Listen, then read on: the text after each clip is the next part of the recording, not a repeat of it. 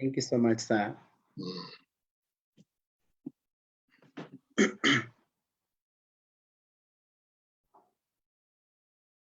Also, remember, we are live on Facebook, so please share with your friends who are not able to join Zoom to follow the discussion through Facebook at Africa for SDGs and ICY Africa. They'll be able to follow this there. We have been having a very wide coverage and view from people across the world, so you can share. The media team will be sharing the link in a few minutes, but meanwhile, we are waiting members to join. Today is our fifth day of our discussion. This webinar started on Sunday, on 9th, 5 p.m., and we have been doing it. Yesterday, we were covering on youth and volunteerism, and today we are doing youth passion and talents. It will be awesome. We'll have very key speakers with us, people working in different sectors, musicians, artists, people managing film industries, journalists, working in the media, and we'll be able to learn a lot. So please remind your friends, young people out there to join. Welcome again, welcome again. In a few minutes, we'll be able to start. Around 10:10, we will start with our first speaker. And I hope my speakers are with us here. I can see, let me just see my speakers. I can see Julie, Kadzo, I already have two with me. Yes, two with me. I hope the rest will be joining in a few minutes. So welcome, welcome again.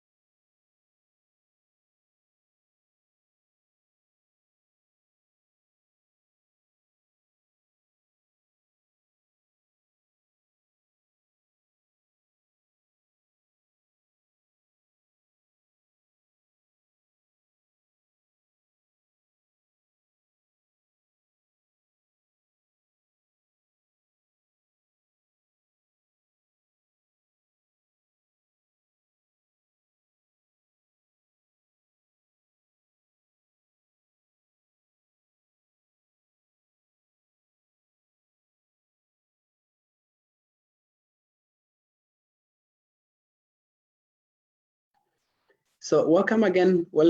Today is on the fourth day, I think the fifth day of our discussion. Yes, the fourth day of our discussion. We are talking about youth passion and talents. I'll be your moderator for today.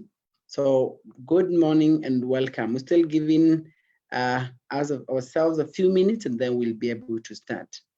We are now 12 participants. In the next few minutes, we'll be able to have a very nice quorum. So welcome, new members. And I can see you, welcome again. Danny Kinaro, welcome. Elisheba, I can see you, welcome. Julie, welcome, welcome. Thank you, guys. Thank you, guys. Let's also remember to use the chat box to air any opinions, any issue, any concerns, any views. We'll be able to use that section. If you need to participate or to contribute anything, please make sure you go to the participant section. Once you click there, you can raise your hand or you drop your hand. In case you need to appreciate any speaker or anyone's opinion or contribution, go to the reactions tab, and then you click, you either clap or give a thumbs up. In case you want to share, just alert me or alert the media team, they will be able to give you access to share. To the members joining, welcome on board, welcome on board. My name is James. Anne will also be helping me to moderate in case of any technical hitch from my side or from any side. So Anne, karibu sana. Thank you so much.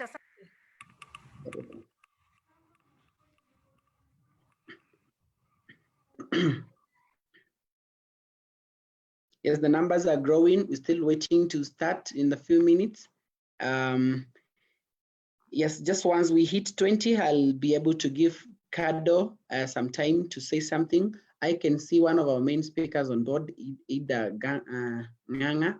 Welcome a lot. Welcome so much. We'll be able to have you on board. Thank you so much.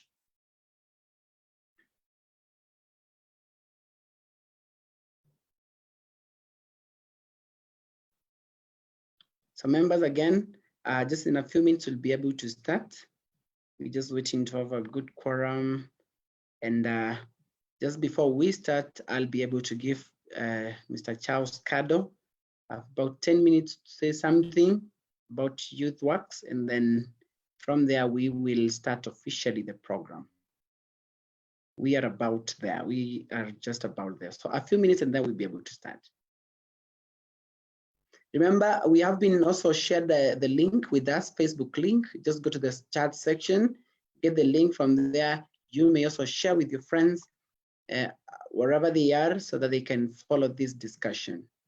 Welcome, welcome again.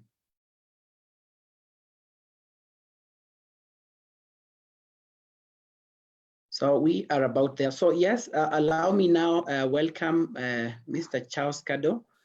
And welcome again, all of you, all the speakers we have, followers. The number will grow abruptly to a very big number.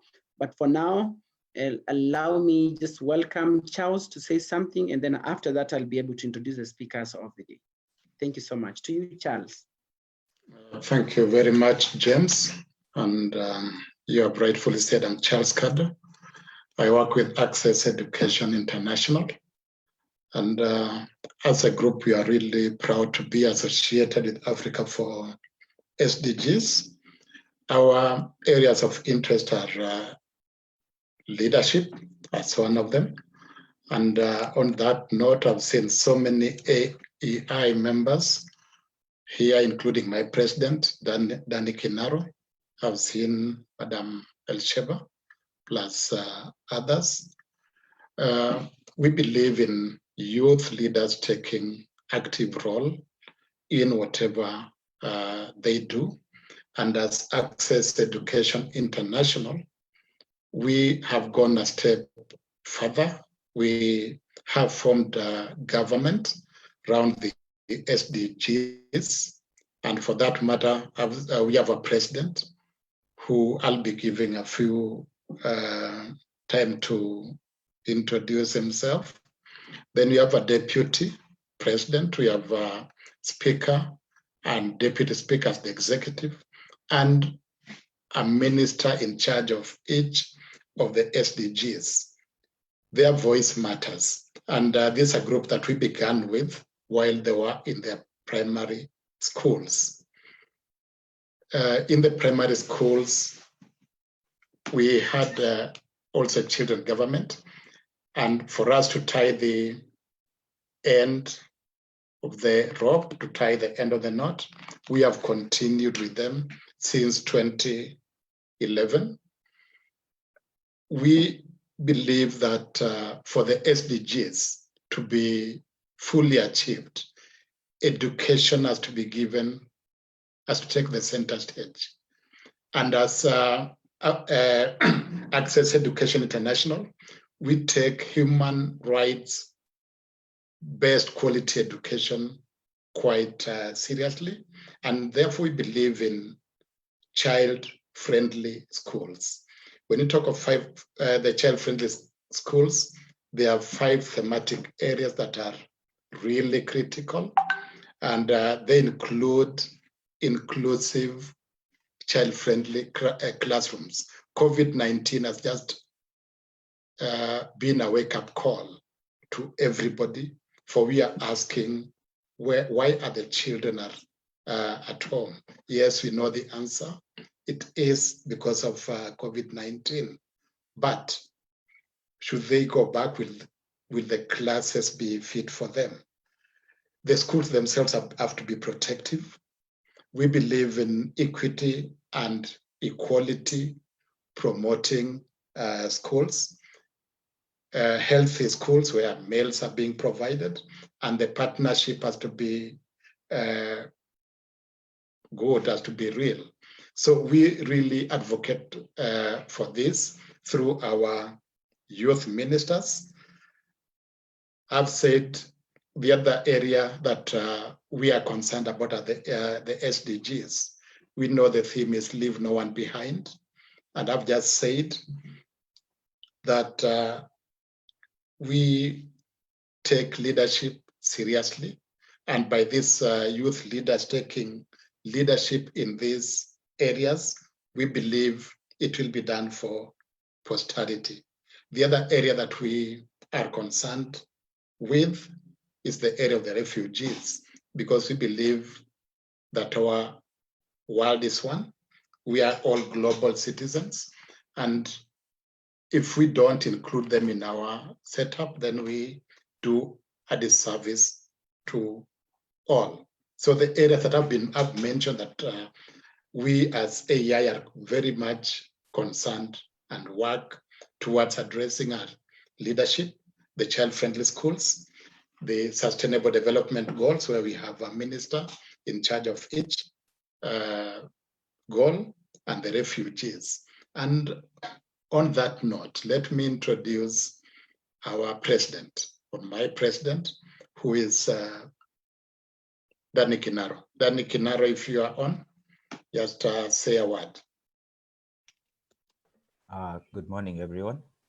My name is Danny Kinaro, and I'm a part of AEI, and I'm also the president of the organization. And as Mr. Kado has said, we are quite involved, and our goals are to involve the youth in, I'd say, I wouldn't call it development, but I would call it in active change in our communities, if you were to call it that. And previously, we've been involved in volunteerism, where our members were part of an, I wouldn't call it an organization, but we volunteered under Shule Yetu Volunteer Initiative, which is under AEI, where we got sent to schools in our vicinity. Myself, I went to a school right next, I wouldn't say next, but it's one of the closest schools to home. And while I was there, I volunteered in the primary school and helped around with schoolwork for the teachers. There wasn't really much of teaching, because we know you need to be a qualified teacher to do that. But we helped teachers mark their assignments, and I don't think anyone who lives in Kenya needs to be told how dire the situation is sometimes in public schools and the shortage of teachers that there are. So helping out in marking some of the schoolwork the teachers had, and say organizing and getting charts for them done, taking their pupils to PE so that they could also have some time off to rest or to complete some of the more important things they had to do. Those were some of the things we got done there, and we volunteered for about 3 months there. And I have to say, you really don't know the impact you have as a volunteer or as a person until you're finally there. And when you're leaving, you start to see how much you meant when say the teachers want you to return and they want your help back. And it says something about volunteerism in Kenya. While many people are open to doing it, I just think sometimes systems and maybe bureaucracy might get in the way, such that people are willing, but there may be too many rules or laws that they don't understand. And I think organizations such as AEI and say Africa for SDGs, as you're doing, getting people to know some of these things and what roles they can play as individuals is important. We've also under AEI, we have, as Mr. Kado has said, we also have ministries under every SDG where there are people under certain SDGs. For example, I work under SDG 12, responsible consumption and production, where if you think about it, it looks very technical, but we could do basic things just like ensuring we recycle the plastic that we use. For example, we could use it to make vegetable gardens in the backs of schools, and this can in turn go on to produce and make the school self-sustaining. I'm sure we don't have quite a lot of time, so I'll keep it short, but it's this very small impacts that we put, and this small works that we put in place through our various inputs that can get us going a lot further than we think. Yes. Thank you. Thank you so much. To you, Kado, anything else before we go to the next session? So basically, that the SDG Minister for Aid also organized for some work with the youth in Athi River, and we were able to really introduce quite a good number to businesses. So you get a glimpse of what the youth, if organized through their leadership, are able to do. And we look forward, James, to working with Africa for Sustainable Development. For goal number 17 is clear. The spirit of partnership for all these goals is quite important. And when we involve the youth directly, which is our major takeout in this, we achieve more. We believe these leaders are actually leaders today working for tomorrow. Thank you very much for giving us this opportunity, and we are proud to associate with you. Thank you so much. That was spot on. That was good. Thank you so much, AI team. Welcome again. You've brought it very clearly that we have to partner together for youth engagement. So allow me welcome today's speakers on board. Today we have 7 speakers. I want to confirm if they're here with us. We have Romana Apio. Just say yes if we can have you. I don't know if we have Apio Ramona from National Media Group. I hope so. Let me go to the next one. Kadzo Mungela. Kadzo with us. Kadzo. I want to confirm if we have our speakers here. Victor Mbuvi. Yes, Kadzo. Yes, I can see you there. Thank you so much. Victor Mbuvi Kwatakawaya, is he around? We hope he'll be in a few minutes. Fauza Belts. Fauza from Fauza Foundation. Are you with us? Fauza should be one of our key speakers today from Fauza Foundation. She's the CEO of Fauza Foundation. Jacob Ayo from Ayo Films. Are you in? Yes, I can see you. Thank you so much. We shall have you on board. The speaker, we have Ademola Aya. Ayai, is he here with us from Africa Code Week? Yes, Ademola, I can see he has raised his hand. Yes, Idan Nganga, are you with us from RCD Africa?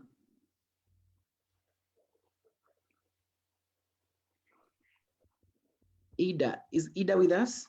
Because I have to look at her for her. All right, so as Ida comes, yes, I can see Ida. So yes, allow me now welcome our speaker today. We have, thank you for confirming your presence, Ida. So we are going to have first 4 speakers to speak to us before we go for the breakout sessions. And after that, we shall have the 3 remaining speakers to speak to us. And then we shall have an open session where we shall give questions. Please to contribute, just go to participant section and then raise your hand and we'll be able to give you a chance to react, either to appreciate the speaker, just go to the reactions, give a thumbs up or give a clap. So allow me welcome our speaker, first speaker of today, Ida Nganga. from RCD Africa to talk to us generally about talents. Welcome, Madam Ida. Thank you so much. Thank you so much. Can you hear me? Maybe let me just first test whether my mic is working. And then Hello? if you can, please, we also want to see you.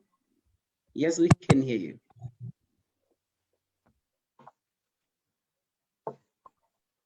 Thank you. We can see you and we can hear you. Can you hear me? Yes. Okay, great. I just wanted to test my visuals and also my audio just to make sure that everyone can see me and hear me. Yes, thank you so much for having me here. I'm actually really honored.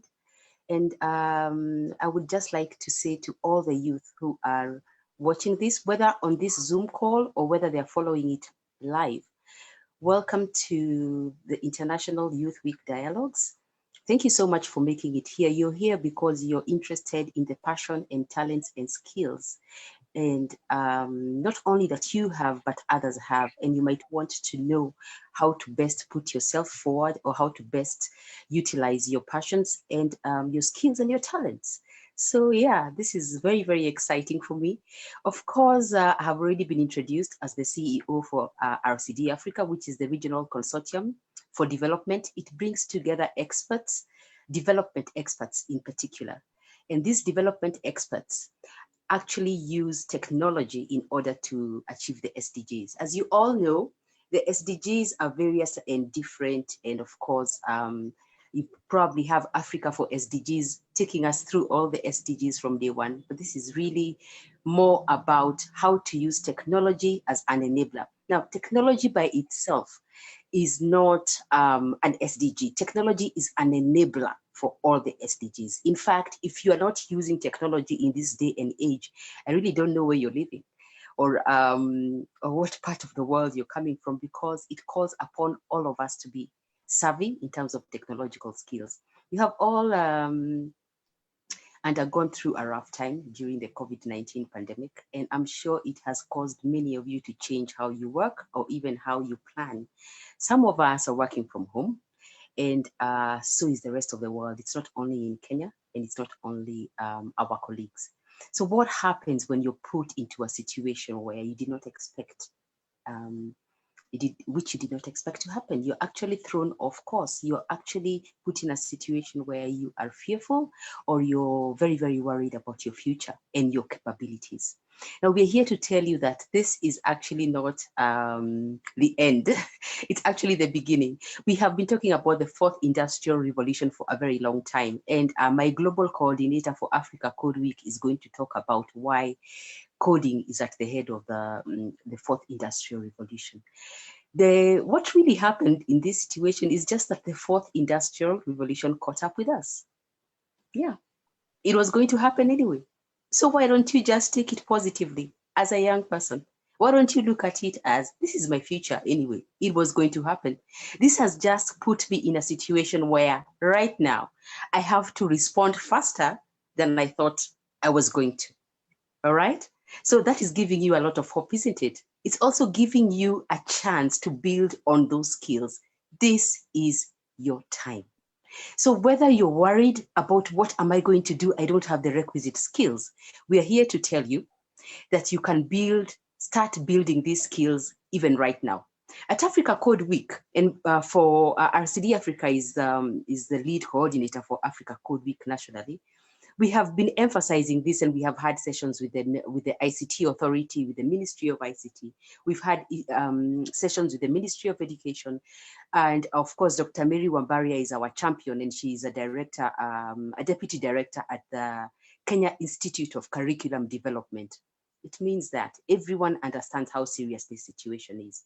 Everyone understands how important it is to get the skills. We would rather you start as early as possible when you're learning the ICT skills or the digital skills, or as you like, how to code. But if you haven't learned it before, we are going to give all of you a chance to learn this for free. We're going to provide free training for everyone who is not only on this call, but also the rest of the country. We're going to provide a chance for you to get introduced to these skills that will enable you to meet the challenges of the digital world. So let me see, kindly allow me to share a short video. Is the screen sharing on? Yes, yes, you can proceed. Okay, let me see whether I can actually retrieve this. Let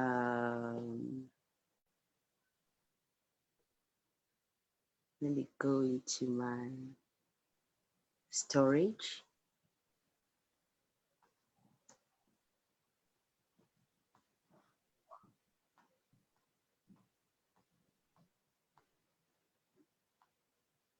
Okay, kindly give me a minute to It's go okay. into this. Yes.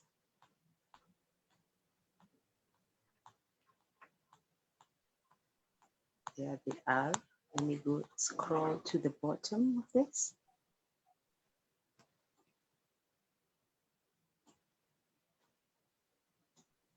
Guys, remember we are live on Facebook and the link has just been shared at the chat sections. Yes, I think in the meantime, it's important for people to share because their colleagues are probably not having the link. Okay, I wanted to share a video, but what I'm going to do is I'm going to share the link in the chats as we go on, because I know that our global coordinator is on standby and he's definitely very, very excited and very keen to join all of us. So right now, maybe I can just show.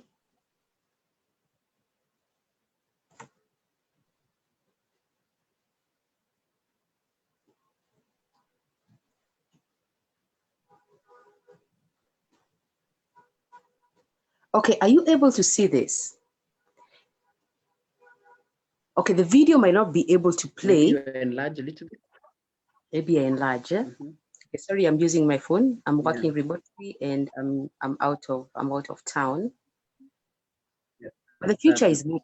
The future is mobile. So the faster that the faster we gain these skills, the easier it will be for all of us to engage. So as you can see on your screen, we have different partners shown there. SAP is a global leading tech company, and it is actually the initiator of Africa Code Week. Africa Code Week works with very, very many partners, and RCD Africa is only one of them. So you can see that we have UNESCO there. I hope the screen is big enough for you to see the name UNESCO. So UNESCO Youth Mobile, key partner, and it's definitely at the helm of making sure that Africa meets the future. Africa's youth are enabled and are upskilled in terms of digital and coding skills.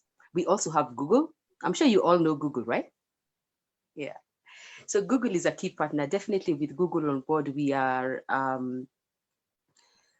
able to reach more young people, and not only more young people, but we are able to gain more participation in terms of the requisite skills. With Google, there's a lot of, there are many platforms that Google brings on board. The Digital Skills for Africa platform is another one. I'm going to share that with you. And it also brings the CS First, which stands for Computer First.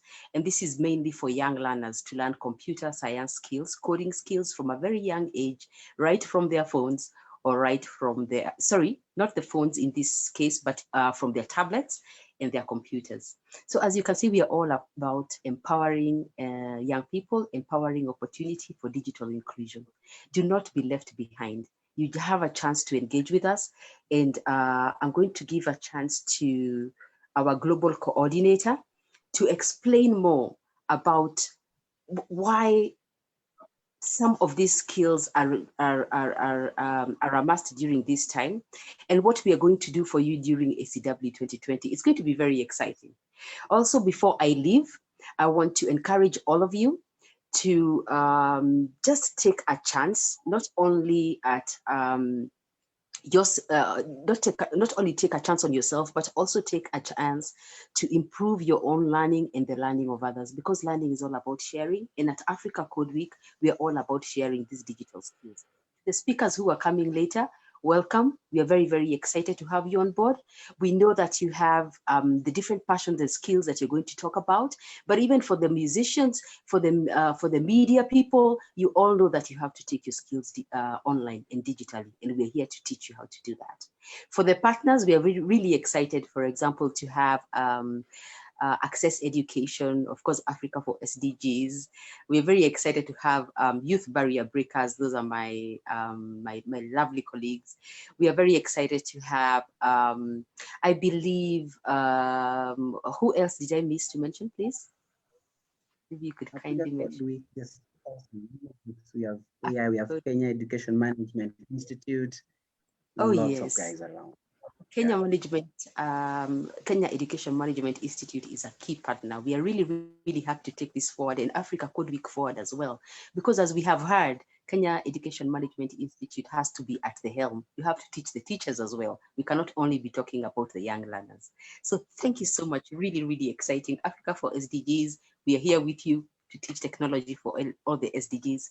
Thank you for the partnerships. It's going to be a great year. I look forward to it. So thank you and God bless. Thank you so much. It's all about networking. So guys, we can see the power of networking. Let's network as youth organizations, as youth involving organization, as volunteer organization. Let's do it. So allow me welcome the next speaker of the day, Romana Apio from Nation Media Group, to share something about youth and talents. Are you there? Hi. Yes, welcome. You have 15 minutes and we know we're going to have some great time with you. Have your time now. Thank you. I'm not able to share my video for some funny reasons, but I'll share. Uko mwisho, I'll share my video. So I hope everyone has been fine. Can you hear me still? We can. Maybe the other members have to confirm this, but I can. Yes, we can. Yes, you can. Okay, so. Yeah, we can hear you. So as you've heard, I'm Romana Apio.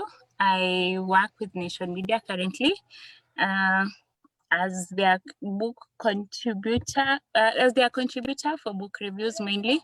So what I majorly do is I read books and I review them. It's that simple.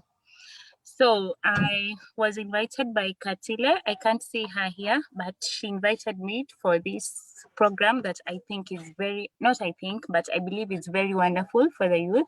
So I'm going to talk about writing and how it can help us sustain us as youths, because I realize there are so many writers out here, but they do not know how to just get to their right place. So what really led me to this industry of writing, I was born a storyteller. I started telling stories way before. So in order for me to keep these stories new every other time, I kept on reading and my compositions are always nice. So when my teacher tells me you write good compositions, it kept me happy and it kept me going every other time. So I'll keep reading and reading. So by the time I was through with my primary, I had read more than 100 storybooks. And that really helped in shaping my skill as a storyteller. So, and then up to Form 4, I had performed very well in English. So I just settled to do English and literature. And my aim was not to be a teacher as such, though I can be a very good teacher. I just wanted to be an editor or work in a newsroom. So yeah, so I convinced myself that it was actually possible and I worked towards it. So for some time, from maybe 2012 to 2014, I had forgotten about my passion as a writer because I just concentrated in life and what it brought to me. But in 2015, which I think was my breakthrough, I wrote my first story and that's it. I went back to my first love, which is writing. So how does one know that they have a talent? I think this is a very tricky question because really, sometimes you think you can do everything, but there is that one thing that you do effortlessly. You don't struggle, it just keeps happening. So for me, writing is so effortlessly. I can be in a bus, I just see some people doing something and I just come up, a story idea comes. We can be having conversations with people and a story idea comes. So that's why I say that the easiest way for you to know a talent is what do you do effortlessly. My journey hasn't been easy. I needed help, and as I have told you from 2012 to around 2015, there was really nothing I did about my talent. But from 2015, I got help from various people that I'm really grateful to. I'm really grateful to my teachers of English who helped me. What do I say? They helped me by encouraging me to keep writing, to keep reading such things. But there are people who really played a very vital role, a pivotal role. Yes, Romana, is it possible for us to see you? It's good that we see the speakers. It is very nice. From Writers Guild Kenya. And hello? Is it possible for you to put your video on? My video. Okay. Yes. 1 minute.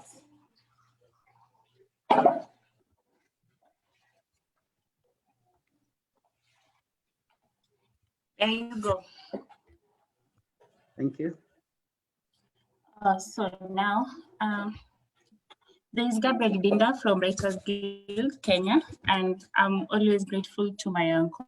Sometimes he used to help me at Kenya National Library. And then there's Felix Musango from Longhorn Publishers. He was my first boss. He just trusted me that I could work in the creative industry, and he gave me my first job. So I wasn't really qualified for it. And then there are also challenges that comes in the industry. Number one is just not getting the right mentors. You really don't know who should help you, because sometimes you believe so much in someone and they let you down. Maybe you present to them your work, they never get to read it. I don't know if you guys read Kifo Kisimani by Kivaka Wameria. He once said that his first manuscript was never touched, Kifo Kisimani, for very many years, but it became a bestseller in Kenya. But for very many years, it was never touched by the publisher. So he self-published actually. And then there's another thing is exposure. Someone tells you, just write for us so that you can get you exposure. So you keep writing for exposure and keep writing until before you know it, people are actually earning and you are still writing for exposure, which I'll call wasting your time, something like that. And then there are poor readers and few honest reviews. Sometimes you send your story to someone, they don't even read it, or if they read it, they just give you a wow, wonderful. That's not helping review, and it's not going to help you write better. It's not going to help you improve in any way. And then there's rejection from mainstream publishers from media. For you to get out there to maybe Longhorn, to maybe Nation, it's a hassle. It's really a hassle because I think it's someone who knows someone. It's still a very big theory that works actually, but I guess there are those that just work hard and get there. And then there's a publisher would rather work with someone they know than a stranger. So if I take my manuscript, for example, and maybe Kinyanjui takes their manuscript, Kinyanjui is known and mine I'm not known. So they'll prefer working with someone they know, because publishing is a very expensive industry and it's a big risk.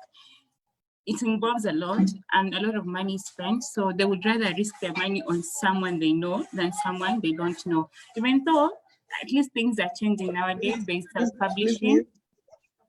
For those who are not speaking, they may mute, please, the microphones. Proceed. Okay, so there are those, sorry, you've just distracted my thoughts. Sorry. So publishing is expensive. There's a lot that is involved. There's cover design, there's editing, there's proofreading, there's printing, which is the most expensive of all. And so a publisher would rather risk their money where they know they're going to get returns rather than try you out, even though you may believe in your content. It's a whole, how do I call it? They prefer who they know than those that they do not know. Even though things are changing and self-publishing is cropping up and people are able to if you believe in your work, you self-publish, you get a few people who you can work with, editors, proofreaders, you pay, which is again very expensive, leading to my next point, expensive books stroke the publishing process. Books are really expensive. Someone told me to buy their book is 2,500.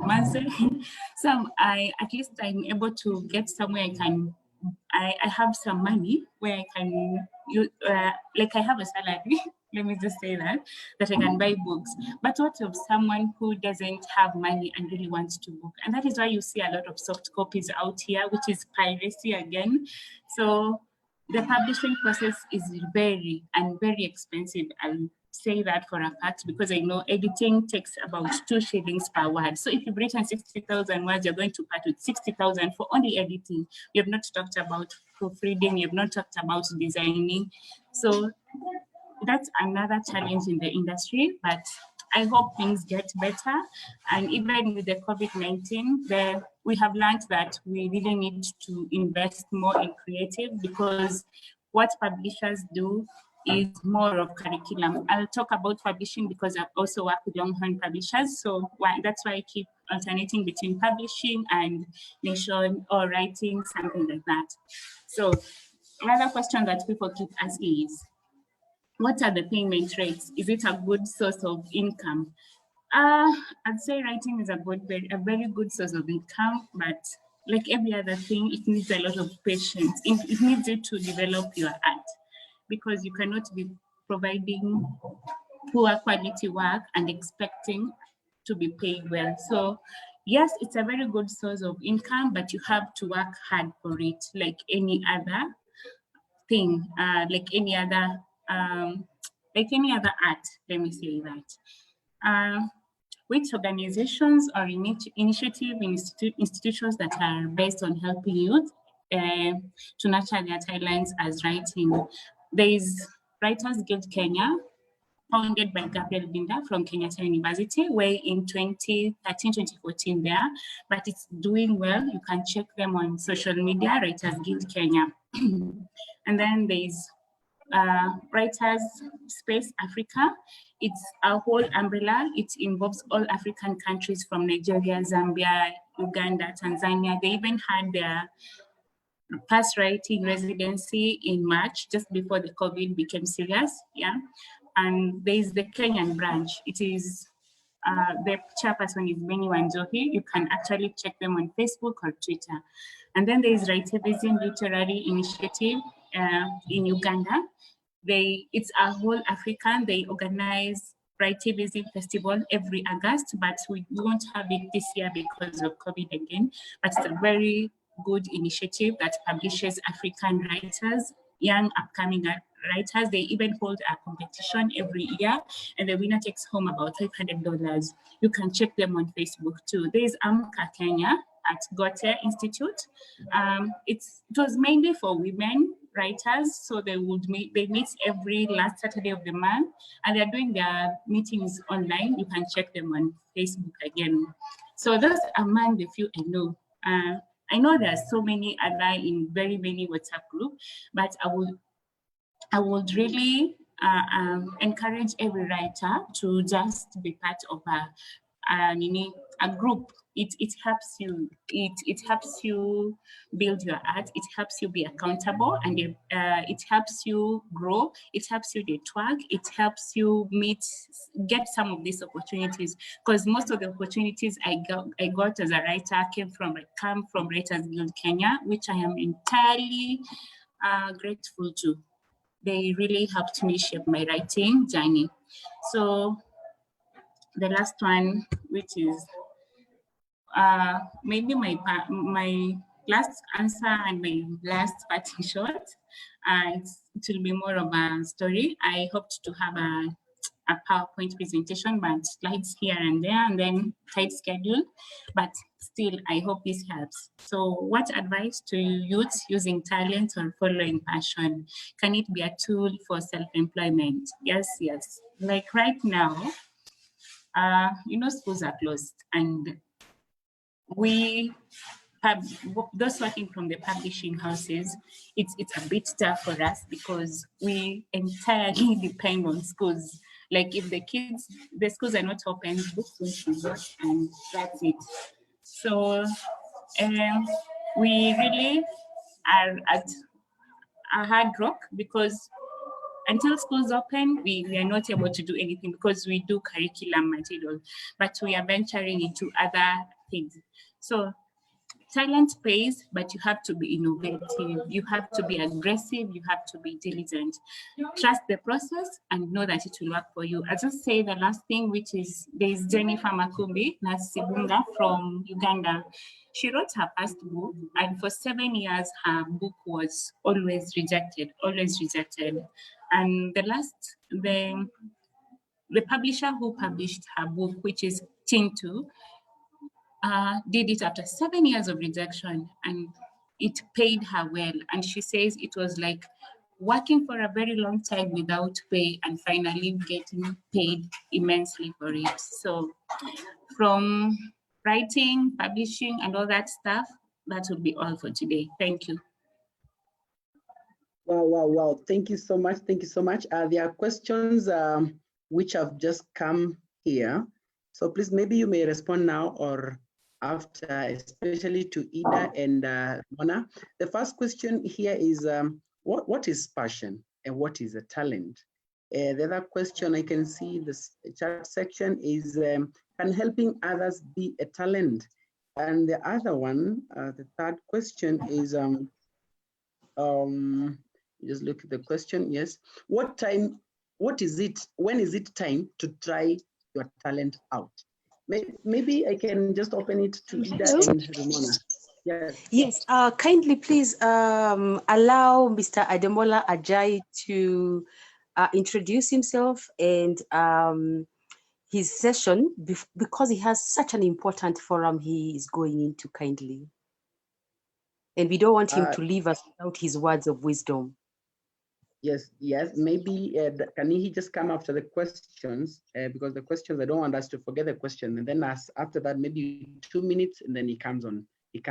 Maybe to you, Ida, may you please respond to those questions with the Romana, the 3 questions I read above. Then after that, we have Ademola. Okay, actually, I didn't catch the questions. Sorry. The question, we have 3. But you can write them in the chat and I'll prepare for them and respond to them immediately. Ade speaks kindly. Yes. Yeah. Okay. I'm here. I'm right here. Thank you. Ademola, are you there? Awesome. So Ademola, are you with us? Yes, James. How are you doing? Yeah, fine. Thank you. Can you hear me? Yeah. Yes. So unfortunately, first thing is, unfortunately, my camera is not working because of very bad broadband network at the moment. So I'm having issues with broadband. Yeah. So I can turn it on so you see me. So I can turn it on so you see me for a minute, so you know. But then I'll need to turn it back on. Ademola, I would love to guide you on something before you continue. Just before you continue, as we share about youth and passion, especially youth in passion and talents, would love it to be the young people here and the leaders here to understand clearly what passion is, what talents are, and how they can help young people out there to try their talents and their passions. So within our discussions, if we may tie it around that, that could be very helpful. So to you, Ademola, thank you.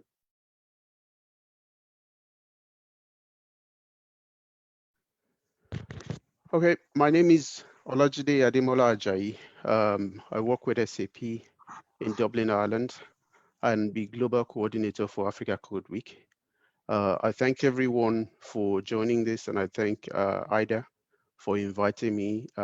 Ida has been one of our key ambassadors in Kenya for the last past 1 year and she's done a fantastic job. And we'll be thanking Ida at the end of the year as she passes the baton to somebody else who will lead the initiative again in Kenya on a rotational basis. So thank you once again for inviting me. So I'm going to talk briefly about Africa Code Week and how it ties in with youth empowerment, talent, and passion, and all of those things that you've just mentioned, James. So Africa Code Week is an initiative by SAP created in 2015 with the key focus on empowering young Africans in the digital age. At SAP, we value partnership because we're a purpose-driven organization. So Ida already showed to you the sort of partnerships that we have on the Africa Code Week program. So we have organizations like UNESCO, Youth Mobile, Irish Aid, BMZ, GIZ, Google, and a whole loads of other organizations. And in the different countries where we work, we have tons of local, homegrown, not-for-profit organizations that we work with. So what are we trying to do with Africa Code Week? We're trying to create life-changing opportunities for the youth of Africa. So at SAP, we make the world run better and we try to improve people's lives. We power opportunity through all people, for all people, through inclusion, digital inclusion initiatives that we run at SAP. We see public-private partnerships as a powerful key to building community capacity in the fourth industrial revolution. And I know Ida spoke briefly about the fourth industrial revolution. According to a World Economic Forum report on the future of jobs, the top 3 skills that youth need in the fourth industrial revolution are complex problem solving, critical thinking, and creativity. And all of these are skills that you learn through, by learning how to code. So we believe that coding is a language. You learn coding the same way you learn English, French, and all of these other languages. And it's a language that every child must be fluent in the fourth industrial revolution and to prepare them adequately for the future of work. So I'm going to quickly talk about what we've been able to achieve through the Africa Code Week. So the program was launched in 2015. And in 2016, UNESCO Mobile and Google joined us as partners. And in 2017, we won a major international award, Philanthropist of the Year Community Foundation for Ireland, CFO Award at the Davos World Communications Forum, that all in 2017. And later in 2017, we were able to engage 1.8 million youth across Africa, including Kenya, in 37 countries across Africa. ACW was cited as an example of a successful multi-stakeholder initiative in ITU's Digital Skills Toolkit in 2018, just to show to lay testament to the great work or the great initiative that the program is. In 2019, 87% of ACW survey respondents feel that the initiative is influential in advancing the adoption of coding into the national curricula, because that's our ultimate goal. We want to ensure that coding becomes a staple in the curriculum of all schools in every country, in every community in Africa. So 3.85 million kids engaged last year alone, 4.7% of which were girls, meaning we value gender inclusion and equality. 6,300 youth with special needs engaged, still meaning we're an all-inclusive, this is an all-inclusive program where we try to bring everybody in, no child is left behind. 55,000 workshops were organized across Africa, across the 37 countries in Africa where we currently run this program, 42% of this were run in the rural areas. And we've been enabling teachers as well. So we're not only just empowering young children or young learners, we're empowering teachers, because we realize it's not possible for us to go to all schools in Africa to go train the students directly. So we train teachers, we enable teachers. So over the years, we've been able to enable 39,000 teachers. We've given them the toolkit to be able to teach coding in the classroom effortlessly. And they've been doing a fantastic work, because they in turn will go back and pay it forward and train the young learners, so we can, we can start to reap the benefit of what we're putting into them. Another thing we're doing is empowering women. So last year in Morocco, we ran a workshop for women. So 20 women were selected from different parts of Africa. 28 female teachers were selected from different countries across Africa, and we brought them to Morocco to train them, to give them life-changing, skills that they could take back to their different countries and become an enabler. You go back to, say, Togo, to become an enabler for social inclusion, digital initiatives promotion within the country, and become like an evangelist for Africa Code Week. We do this, the 28 female teachers came from 15 countries across Africa. Now, I've talked about the countries that we currently work. There's still a few countries and the 54 countries in Africa that we currently don't have a presence. And that's part of what we're looking to do this year. So our roadmap this year is, COVID came, presented us with great challenges, but then in the challenges, you see opportunities. So some of the opportunities that we're seeing is to take our program from just going to schools and running this in different schools to taking this online in a virtual environment, meaning we can remove all the borders and it becomes like a world-class education where any child can participate online and still learn how to code. So this is how we pivoted on the way we used to work, our idea, and we created an app early this, we started working on an app. The beta version is ready and we're testing that, which is going to put the coding curriculum on mobile phones, and any child in Timbuktu to Lagos to Harare to everywhere will be able to access this information on any device, anywhere, online, offline. So like I said, COVID, a lot of people will see COVID as a problem. So we saw it as a problem. It's still a problem. But then in every problem, you find opportunities. So those are some of the opportunities that we're being able to find. And we're up and running. Next month, we'll be starting to run a challenge called the African Code Challenge, which is going to enable African kids all across Africa, all the 54 countries across Africa, to create and imagine the future of learning.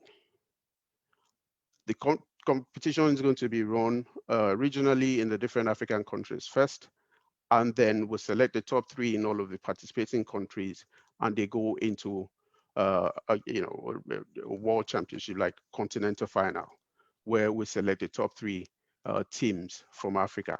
So that's what we're working on at the moment. And then we're going to be enabling teachers some more by carrying out TTTs virtually.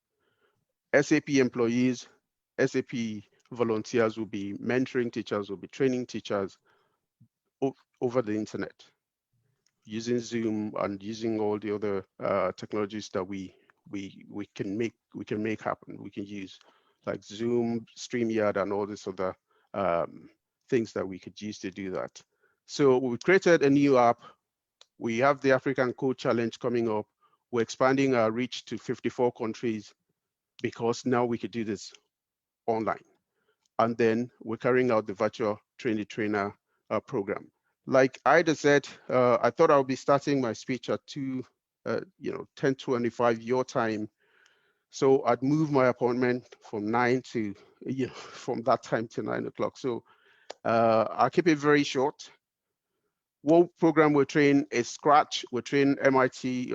We're going to introduce MIT App Inventor and Python.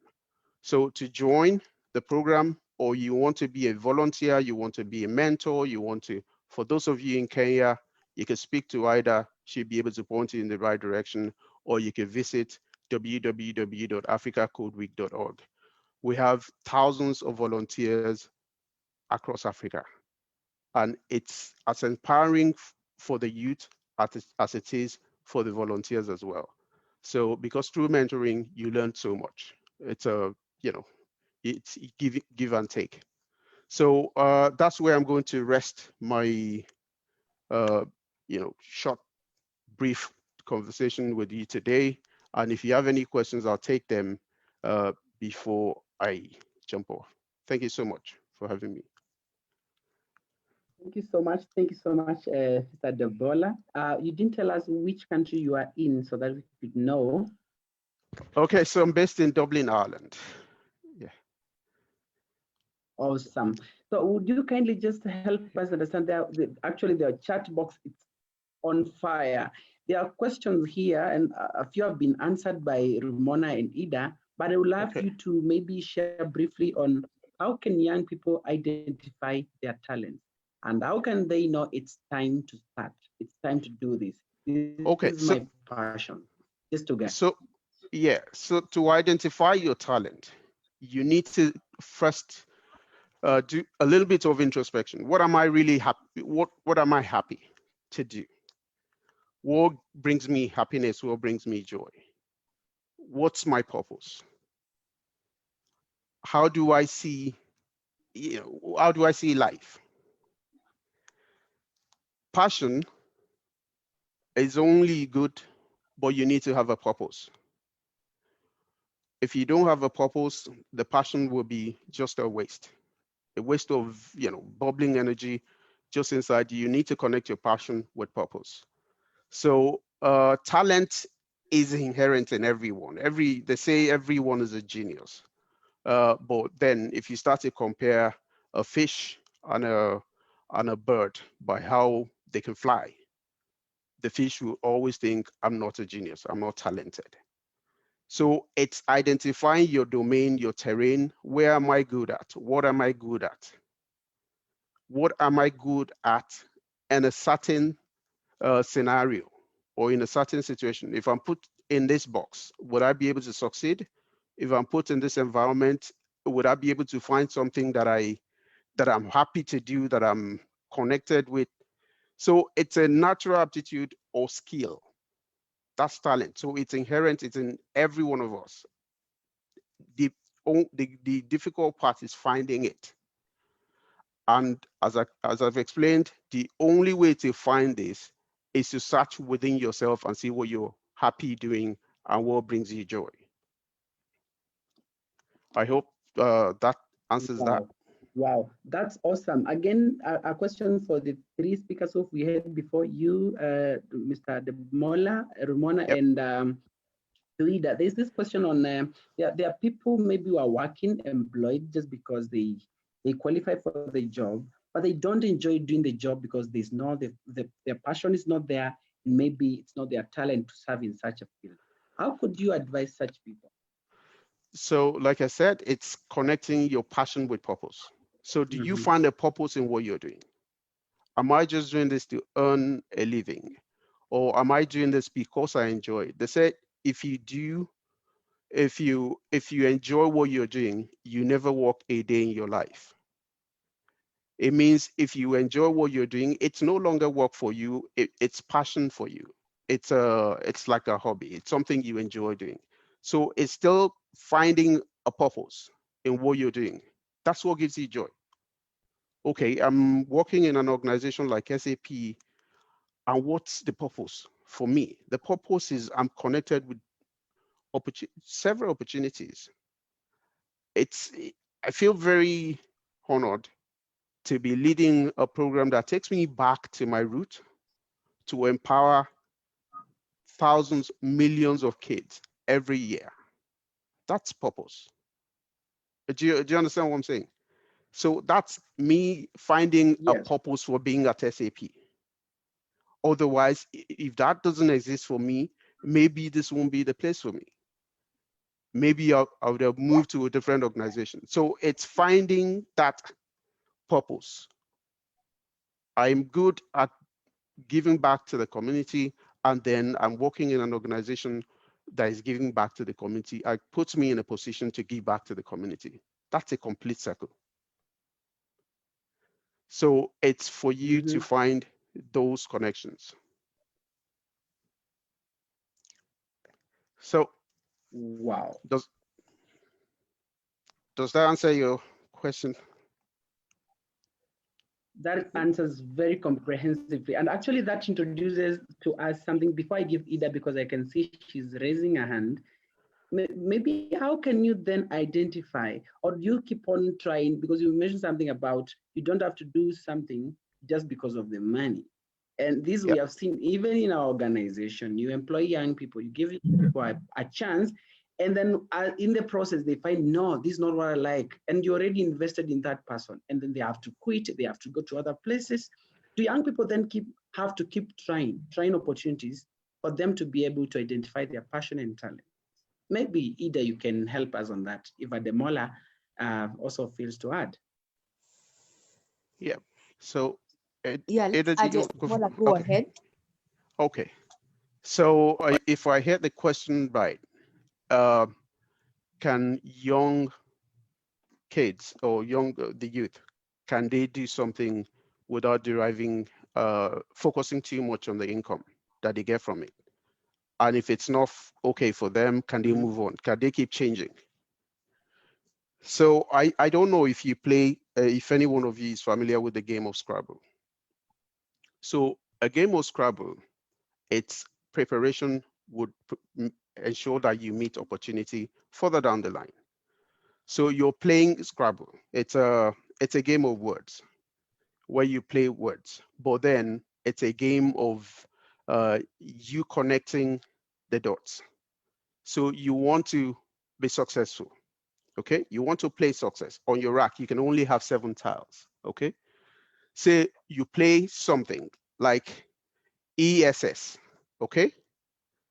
That's you setting that up in hope that you get the other things later down the line. I hope this analogy, you're not going to be totally confused.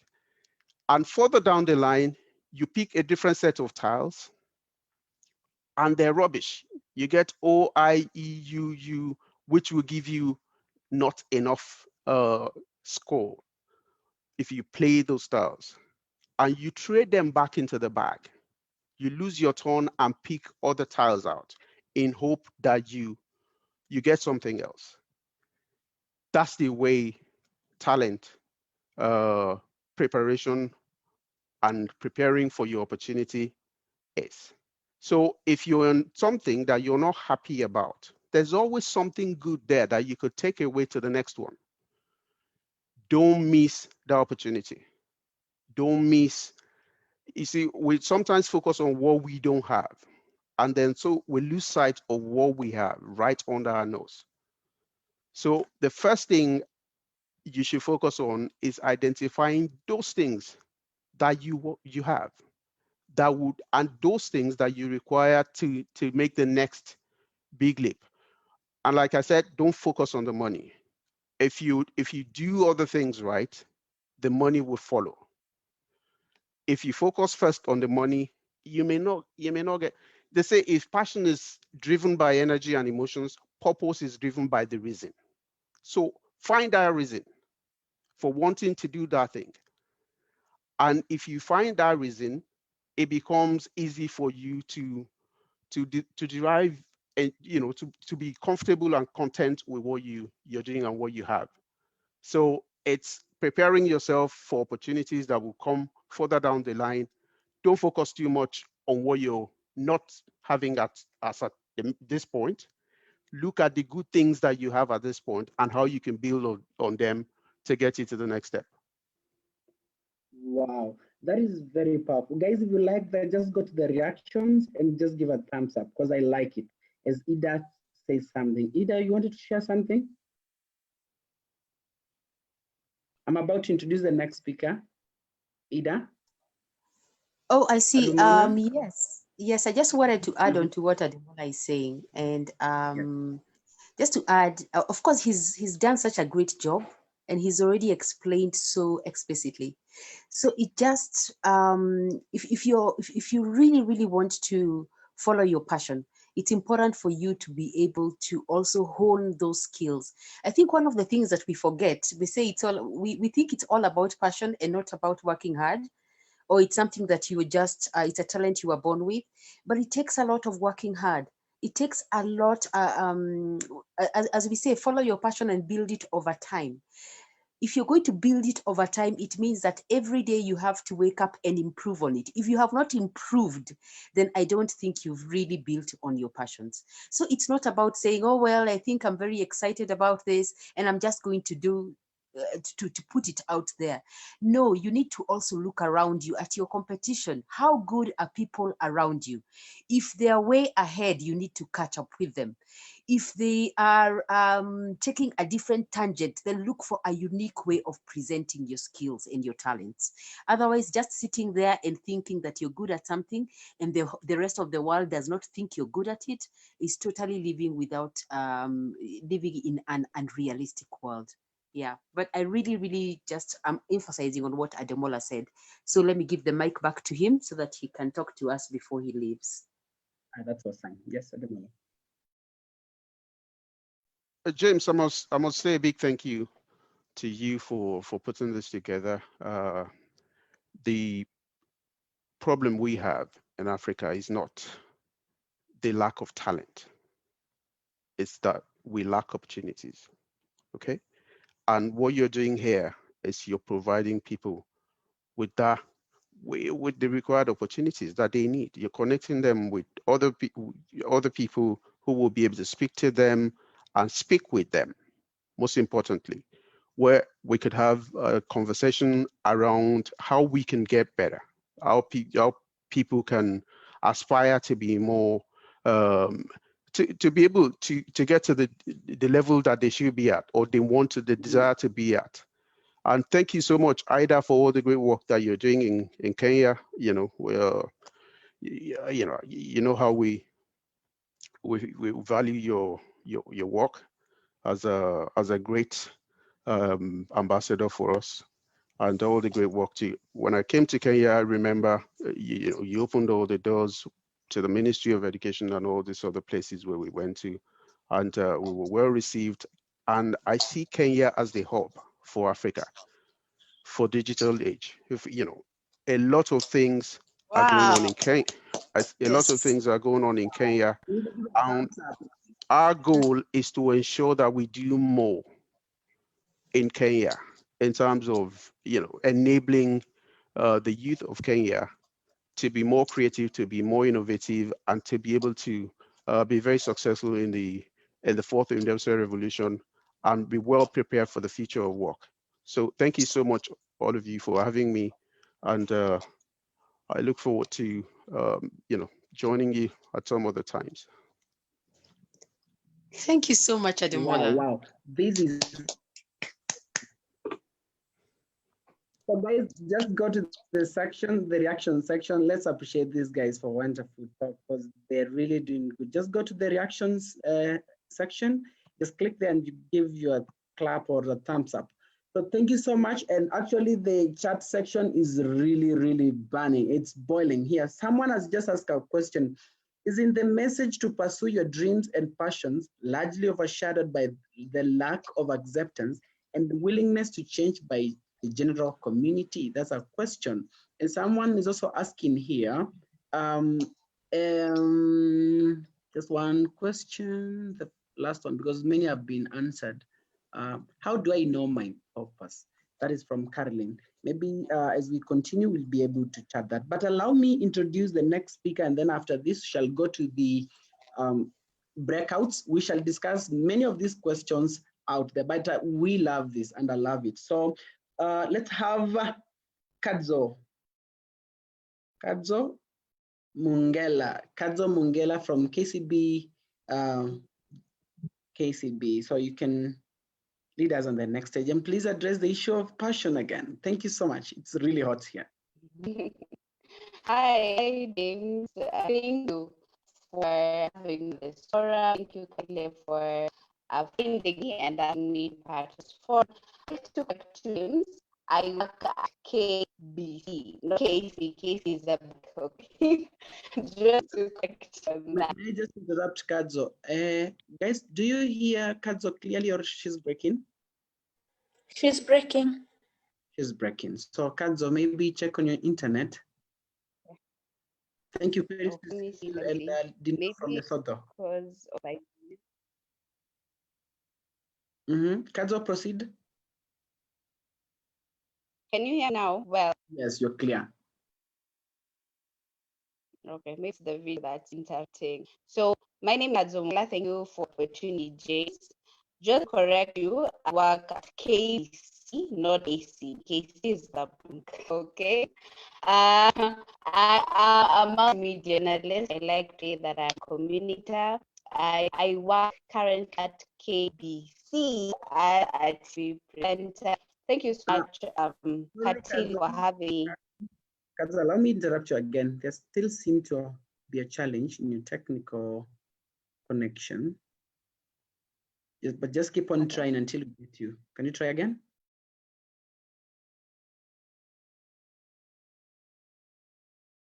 Could you try again now? Is it better? Proceed.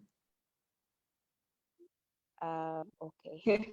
As I say, thank you, Camila, for having me on this session. Is No. it breaking? Yeah, still breaking. So I don't know what shall do now. Okay. Can you give the opportunity to someone, then maybe try come on a little bit later? Hi, James. Okay. Yes. Kindly request her to move closer to the speaker. Maybe it will be better. Oh, yeah. Okay, guys, Anne is also my co-moderator For those here. of us who are not presenting, maybe we can put off our video for now to reduce on the bandwidth. Maybe it might help. Not sure, by the way.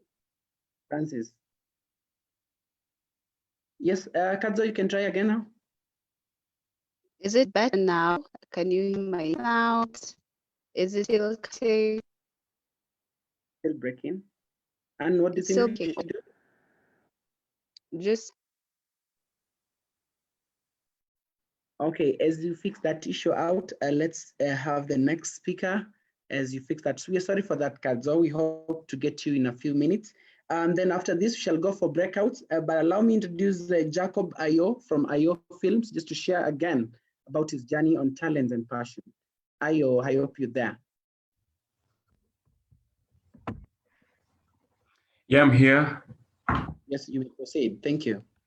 I'm here. I hope all of you can hear me clearly.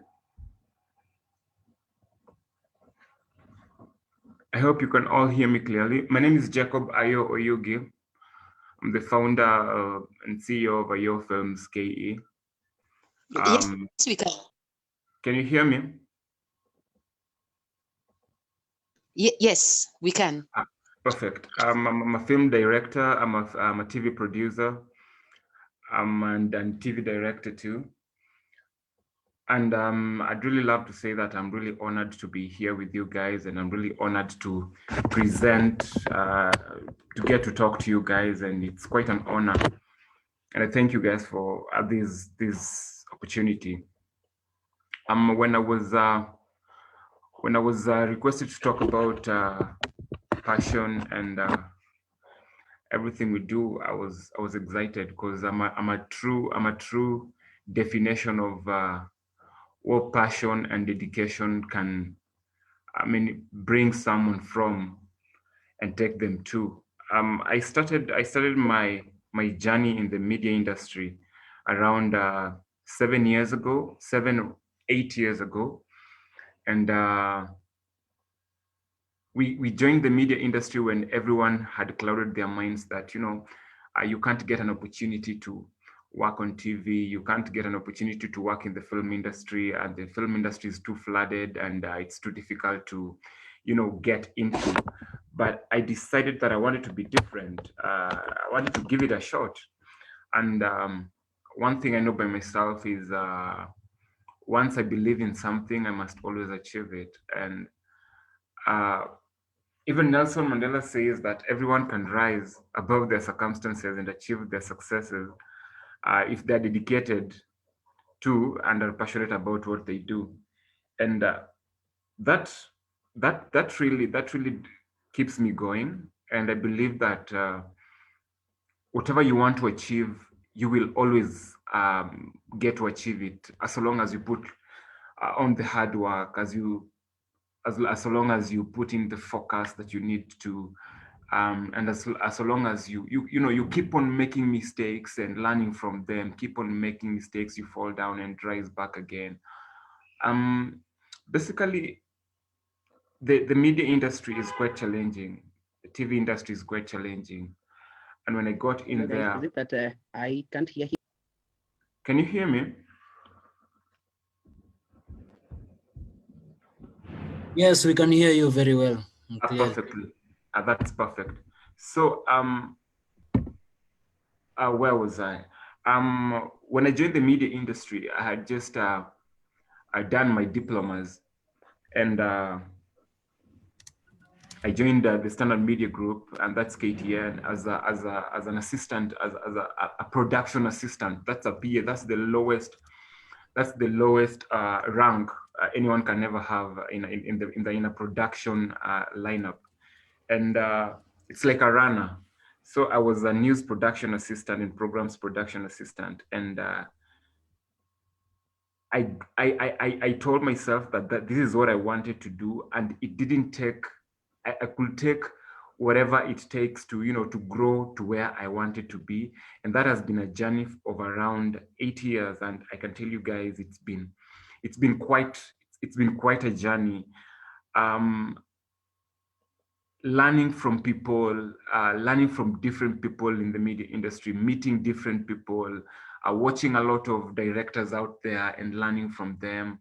And I knew this is what I wanted to do, so I could do whatever I had to do to achieve whatever I wanted to achieve, until today that I run my own film company, and it's passion, it's dedication, it's hard work that has pushed me where I am today. Someone asked a question that what do you know? When do you know that this is what you really want to do? When do you know that this is your passion? Passion is an excitement. For me, it's an excitement you feel when you want to do something. I think it's just, no one will ever push you to do what you're passionate about, and the drive you have to do when you love, the drive you have to do when you love something. A passion is just waking up in the morning to do something for someone, or just to do something to the world, even if you don't get paid for it. I remember I stayed without pay for some time, and I was like, you know what? I don't care whether I'm going to get paid for this. I don't care whether it's going to pay my bills or not, but I know it will eventually pay. It was difficult for a start. The journey was difficult as we started, and sometimes you could go without food. Sometimes you need to go for a production and you don't have the money, the transport, so you have to walk because you just want to do it, because you just want to make a statement that, you know what, guys, I want to do this. I need to do this, and I will eventually achieve it. Of course, if you're passionate about something, you don't have to know everything about it, because every day is a learning day, like I said. And if you wake up and go for it, make those mistakes, you make sure that you learn from those mistakes. And one virtue that I've learned in pursuing my dreams is patience. You can't just wake up one morning and become a Jamie Foxx somewhere. You can't just wake up one morning and become a Steven Spielberg somewhere. I mean, you just have to start from somewhere. And from me, I started from being a production assistant, where we could just run scripts to anchors. We could just run tapes from cameraman to the producer to the director and all that.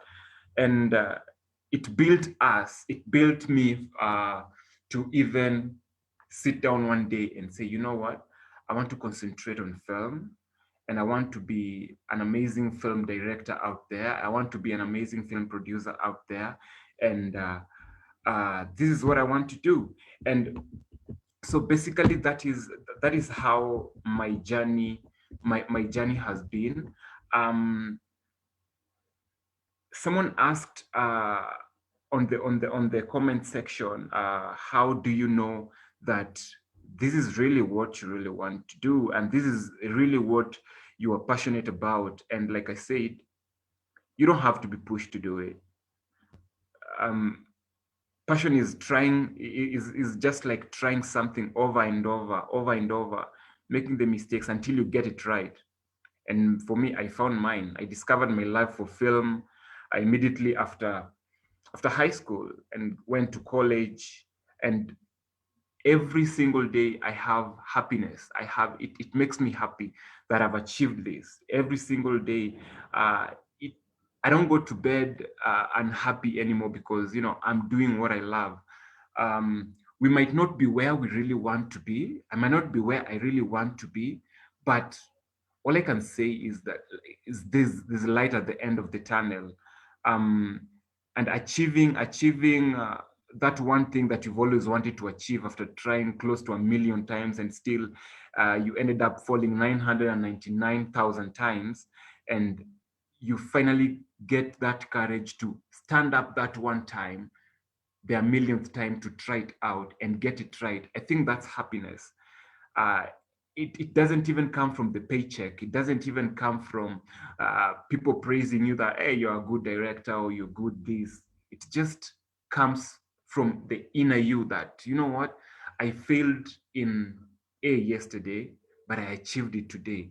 I think that's my drive towards what I do. That's my drive towards film production, is achieving that I was unable to achieve a week ago, 24 hours ago, a year ago, 10 years ago.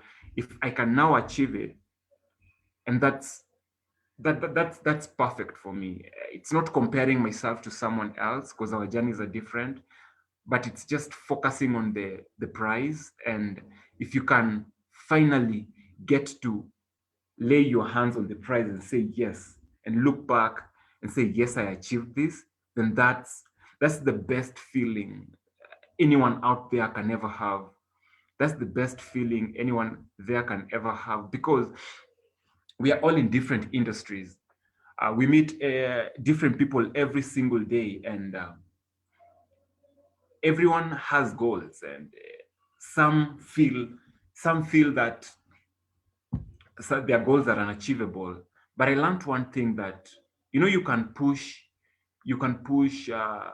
They say a journey of 1,000 miles starts with a single step, but you can reach almost the finish line, then you give up. Then when you look, I read the other day that about this miner that kept on mining, kept on hitting the rock every single day, and they were looking for gold, and they couldn't get that gold. Then the miner A gave up just immediately when he was about to hit a gold mine. Just immediately when he was about to hit a jackpot, and he gave up. The next day, the other miner came and hit where the first miner had hit, and he found the gold. And I was like, what if we could push harder and harder, and our drive couldn't be money? I mean, because you can have all the money in the world, you want to be paid your dues, and you're really fighting for it. But does it make you happy? Is it something that you wake up in the morning and say, I want to go and do this? Is it something that in your free time you can keep on digging deep and say, I want to achieve this. I want to know how this is done. I want to know how they get to do this. So for me, passion is that fire burning in the inner you that I have to know this no matter what. I have to make a positive change, or rather make a positive inclination in people's lives. Whatever you're doing, does it impact positively to other people? For me, I'd rather impact positively in someone's life. I'd rather speak to someone or do something that will direct a film or write a film that will impact the society positively than just do something that will earn me money and I have that money to myself and I cannot enjoy it with the world. So I want to tell the world that we have the ability to achieve whatever we want to achieve, no matter our circumstances, no matter our backgrounds, no matter where we come from. We can always achieve what we want to achieve as long as we have the drive, the inner drive. So for now, what I can say is that we need to have the courage to stand up that one last time to prove to the world that this is what we love, and stand up for what we love. Because at the end of the day, what's our intention? And every intention has an obstacle. Are we ready to push ourselves to overcome those obstacles? So that's a challenge to us. Are we ready to push ourselves enough to overcome those obstacles? So again, I'll say one more time that passion is trying something over and over until you get it right. It's making that positive change in other people's lives. It's making that mark in people's lives. I'm currently working on a YouTube series that is going around people's lives and how the people we don't know, the people we don't know out here, they're not celebrities, but they have done something to make the society look at the world positively. And they've done something to make the society change their minds about environment around them, because it will be soon on YouTube. I'm planning to launch it in December, and I hope it speaks to the world. I hope it speaks to the outer world that, you know, we have talents in Africa.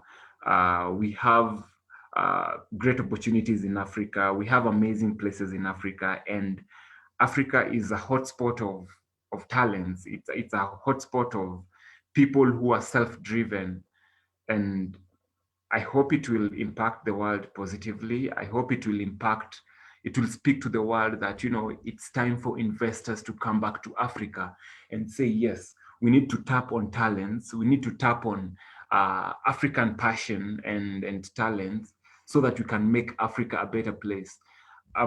We always have this idea that we can the American dream.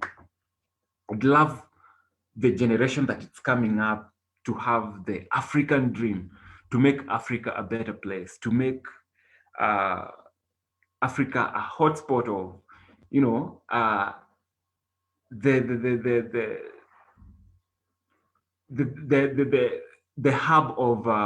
hub of innovation, to make Africa the hub of innovation. So it's not a one-day affair. It's a journey of 1,000 miles, but we have to give the world a reason to believe in ourselves. We have to give them a reason that we can also do this. And I believe if we do that, like the speaker that was talking about, the writer, sorry, I've forgotten her name. Can I get her name clearly, kindly? Romana, yes, Romana. I was so pleased by her and the challenges she's been facing, I could really relate when I reflected back on my journey. When I was starting up as a film, when I told myself I wanted to be a film director, everyone was like, "Hey, will you really make it? Do you have the right equipment?" Of course, I didn't have it. And I was like, I have to do it. And that's why I say it starts with a single step. Believe in yourself, believe in your skills, believe in what you want to do, and the whole world will believe in it. I mean, I didn't know that whatever I produce could reach 1 million, 2 million viewers. But when it reached there, I was like, wow, so I could really do it. So when she says that she has challenges in starting to write her book and people couldn't believe in her, like, can she really publish and will people really buy her product? I could really relate. I was like, who can really give me a job? I mean, it was a challenge when you approach a company, hey, I want to do your commercial. And who are you? I'm Ayo Films. And who is Ayo Films? We don't even know you. And it's a challenge. People will want to relate with bigger brands. And I love whatever Safaricom is trying to do. It's trying to tap on the younger talents and giving them opportunities. And with that, I have to give them a thumbs up. Believing in younger talents, in people, in students who are just from college and they have fire burning in them. That is really quite something for me, because for a big company, a multi-billion company, to tap on a talent that is just fresh from college, that is quite something. And I'd really love to urge the world to believe in small talents, because they are really fresh, they are really are not polluted, and they are really great out there. So for me, I'd urge the world to support talent. I'd urge the world for people to believe in themselves, to encourage people to believe in themselves. Yeah. Unless someone has a question.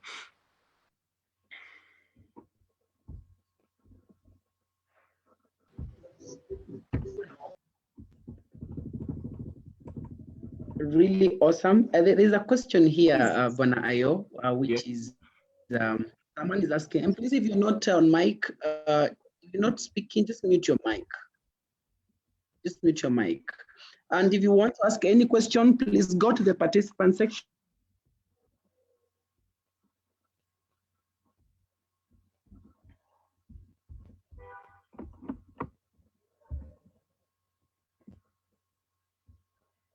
I think I just lost you.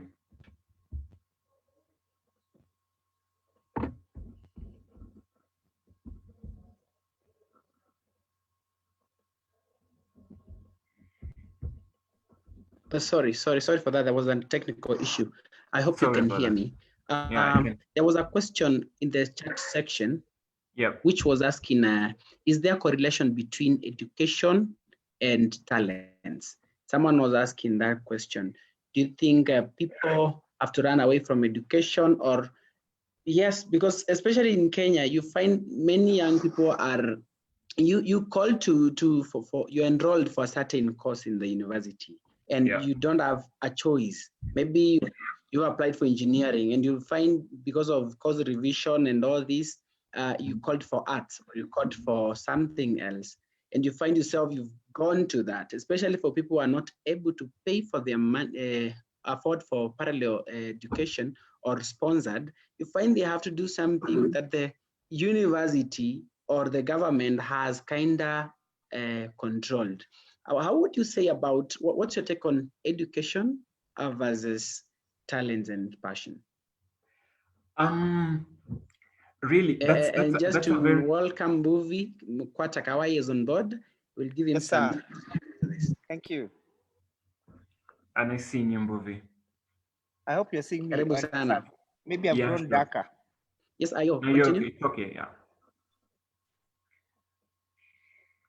So and if you touch mchezo toa hiyo nini. Nitoe? Okay, we'll be back to you, Movie. Let's continue. You continue, Wacha yeah. tuendelee na Ayo na kuja kwako sahi. I'm coming to you now. I'll be back in 2 minutes. Okay. Thank you. Ayo? Thank you. Thank you. Thank you so much for that question. It's quite a very funny question and quite a challenging one because when I just finished my high school, I didn't know what I really wanted to do. I wasn't an A student per se, and everyone in every other candidate that I sat for my high school examinations, my Kenya Certificate of Secondary Education with, like they really seemed like to have gotten the grip of whatever they wanted to do. Other people engineering, medicine, and all that.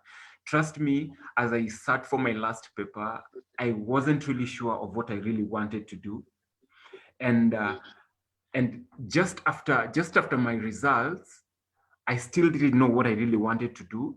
But one morning, I woke up and I was like, you know what? I'm really passionate about film production, and I want to start from somewhere. Did I have the grades to go for a film production class? No. Then, so I had to go for a media class. So I started from somewhere. With that, I developed my skill set step by step until where I am. So there's at least education gives you it gives you an opportunity, but it gives you an opportunity to access some doors that your passion wouldn't get the courage to knock the door for you. But it helped me. My education, the little education I had, helped me to get to know what I really wanted to do. So at least I had made the right choice when it came to the kind of education I pursued. So there's I'll answer that question in another way altogether. I have friends who did what their parents really wanted them to do, and after that, they went and took those certificates to their parents. You know what, mom, you wanted me to do medicine. This is your medicine certificate. Now let me go and pursue what I really wanted to pursue. So the question, the education question is kind of tricky because there are people who did what they really loved. There are people who did what they didn't really love, and now they have to redo what they really wanted to do. Some people identified their passion later after going to school and finishing their education, getting all those certificates. Then they realized, like, you know what, I did medicine, but I have a passion in woodwork. So you come and sit down and ask yourself, medicine, woodwork, how do they come along? So I'd love to say that you can pursue your education, but do you really love what you're studying? Is it really where you want to be? So speak for yourself. Don't let the world put you in some box, lock you up in some box that, you know what, right now the only thing selling is doctors. I mean, I want to be a doctor because they earn the highest money. You can go to the doctoring industry and you're like, this is not what I really want to do. So as for me, my passion for film, it's what I wanted to do. I went for it and I'm still going for it. And I think the sky is not even the limit. The galaxy is. I want to answer a question is here. Someone asked, just a moment. Someone asked, I'm at the comment section. Okay, Felix Mwendwa said As you he look for thinks that education question. should act as an instrument to polish your talent. That's perfectly true. Of course, we have to go and study what we really want, but it starts with, do you really want to do it? Do you have the drive? Yeah, do you have the motivation? There's a question that I saw here, but I just lost it. We will look for it and then we will call you. Okay, Ayo? Okay, so sour. Is that okay?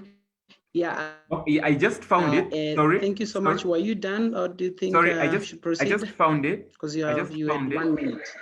Yeah, from Selena 1 minute. Musau. Yeah, from Selena Musau. Mr. Ayo, before you got into the media industry, did you have a passion for getting something else? And were you always sure you would go into the film industry? For me, there's something else that I really wanted was film. I went into the media industry, but I really wanted film. So I had to start from somewhere. I was sure the film is what I wanted. So day by day, I grew. It's like being in point A and you want to reach point Z. So you have to start from somewhere. Yeah. So yes, for sure. I really knew I wanted film. So thank you very much, Ayo. So guys, just go to the reactions as we usher in the new speaker. Just give a thumbs up or a clap just to show the good presentation. Mbuvi, famously known as Nani, sema majina yote bana tukujue. You will be here to talk about talents, wanamziki ndani ya nyumba, si ndio? So karibu sana Mbuvi, and tell us and talk to us about passion from your own. Yeah. Passion is something that amen. Thank you very much. Passion is something that drives you crazy, that you wake up and you can do, whether it's paying you or not, whether you have people's attention or not, whether people see you doing it or not. That's passion. It drives you. It makes you even lose sleep because you even jump foods, even jump anything because it's on you. Yani, it propels you to keep going, whether people are listening to you or not, whether people are hearing you or not, whether you have an audience or not, it doesn't matter. You keep rolling. That's passion. That's what I say. The heart yearning, the greatest heart yearning ever.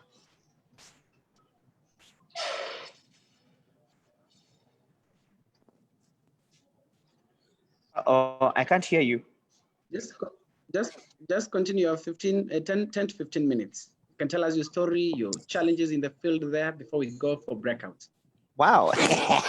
My story. My story is what I've always loved various things. I love being in education. I love being a musician. I loved wait, I hear a lot of cow somewhere around here. I've muted. Can you hear me? I almost went to Machakos. Anyway, I always loved it. I love books. I loved music. I loved teaching. I loved IT. I did all those things. But the most prevalent thing that stuck with me is music. Funny enough, even when I was starting music, I never saw anyone from primary to high school to even campus, anyone coming and saying you have a gift in this. Yet I felt I loved it and I loved it and I loved it. So I did all those things. I did a degree. I did a Bachelor of Science in Physics. I did a Master's in IT. I became a lecturer. I became a banker. But regardless, music is what stuck out for me and it's what I pushed. And like Ayo, I caught something Ayo was saying about education. Maybe you're being taken to study something that you're not passionate about. So I know I studied physics, I studied IT, I taught, I was in a bank, but at the end of the day, they couldn't fulfill my yearning for being in music. So eventually I put them all away to get into music. Music has a lot of challenges because I started with gospel. I do gospel. I've always done gospel, and I do gospel because that's what I've known all my life. I've been born again all my life. And the first time we recorded and released music, the first stations were telling us we cannot play gospel because what will the Buddhists say? What will the Muslims say? What will any other person say? So at the end of the day, you either quit or you say, no, I'm going to make it work so hard such that they can't do without this thing. So you keep going, you keep running, you keep giving all you have. And I started with English. I remember the first person I took on a radio, I took for him the CD. They said, why are you singing in English? There is no Kenyan who can sing in English. Only one, Ruben Kigame. The rest can't sing in English. Yet 3 months later, he saw the same song and said, oh my God, this is a revelation. So at times when you have a passion, you have a dream, when you have an aspiration, people meaning well will give you the wrong dosage based on history, not knowing that you've come to create something new. In each and every one of us, God has created something that impacts generations, that will impact your people, your family, your town, your peoples, your country, your region, and the world. And that has to be something fresh and new. Not 100% of it is fresh and new. You cannot reinvent the wheel. The wheel is there, but your idea of how you'll fulfill it is there. Because people have never seen your idea, the first thing they will have to say is, no, do it like somebody else. But you must stick to your guns and stick to what you know and how you know. The first person I asked for advice whether I could do Kamba songs told me, forget it, you're wasting your time, don't do a Kamba song, it cannot sell anywhere. Yet if you ask people movie, they probably don't know movie. You say Kwatakawa, they're like, yeah, ulo mukamba. Because you have that, it's a yearning in your heart. You have to keep fashioning it, you have to keep sharpening it so that it takes you and propels you to the next place. So there's always a point of rejection, not because people hate you, but because they really don't understand what you're doing. So you must affirm yourself. You must stick to God, and you must affirm yourself and stick to people who believe in you. You must also have people who will say, I don't think I like what you're doing, but because you're making effort, I'll support you. You have to have those ones. Success is lonely. So at times you'll find you're the only one up there. People will stick with you, but eventually they will part away because they can't understand what your vision is. Even Jesus, the one I ascribed, had 5,000 people who followed him. Within them, he had 120. Within them, he had 70. Within them, he had 12. And within him, he had 3 who really stuck to their guns with him. And eventually, there was 1. And even when that one was not there, he had God. So at the end of the day, the creator of your passion. So you have to keep going. There are challenges. Challenges are only there to bring out the strength in you. That's basically what challenges do. They help shape. Hata kisu, ukitaka ikuwe sharp, lazima uende na. You have to give it some friction so that it gets sharper and sharper. That's challenges for you in any and every industry. Yeah, that's music for you. That's a basic introduction, so to speak.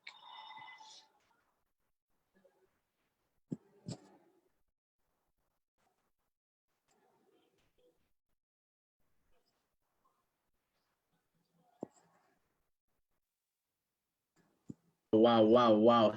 That is, guys, if you have any questions to Movie, just prepare to ask questions. We have actually many to ask you as we prepare for the breakouts. But I would love to hear from you, Movie. How is the landscape out here for young people in terms of their talents? How is the land? And after that, Paris,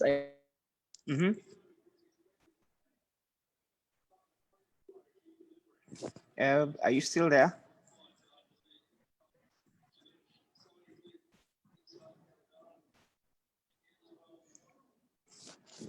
Kamehang, I think.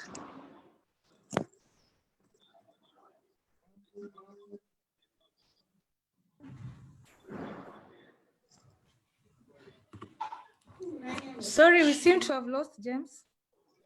Okay. But I think we can go on with the questions. I think there were some questions for you, Mbuvi. Sorry, this is Anne.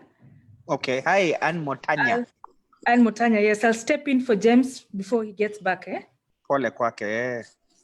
Yeah. Sorry, there's a lot of background noise in the house. So if anyone has a question, you can kindly raise your hand or place it in the chat box. Right. Then Mbuvi can address before we go for the breakout sessions. Okay. Okay, let me just try to check in the chats. Oh my God. Okay.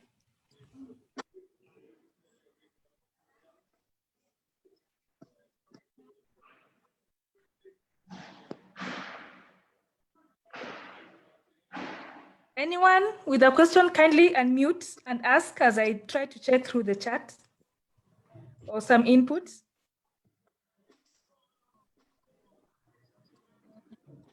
Oh my God. Hello.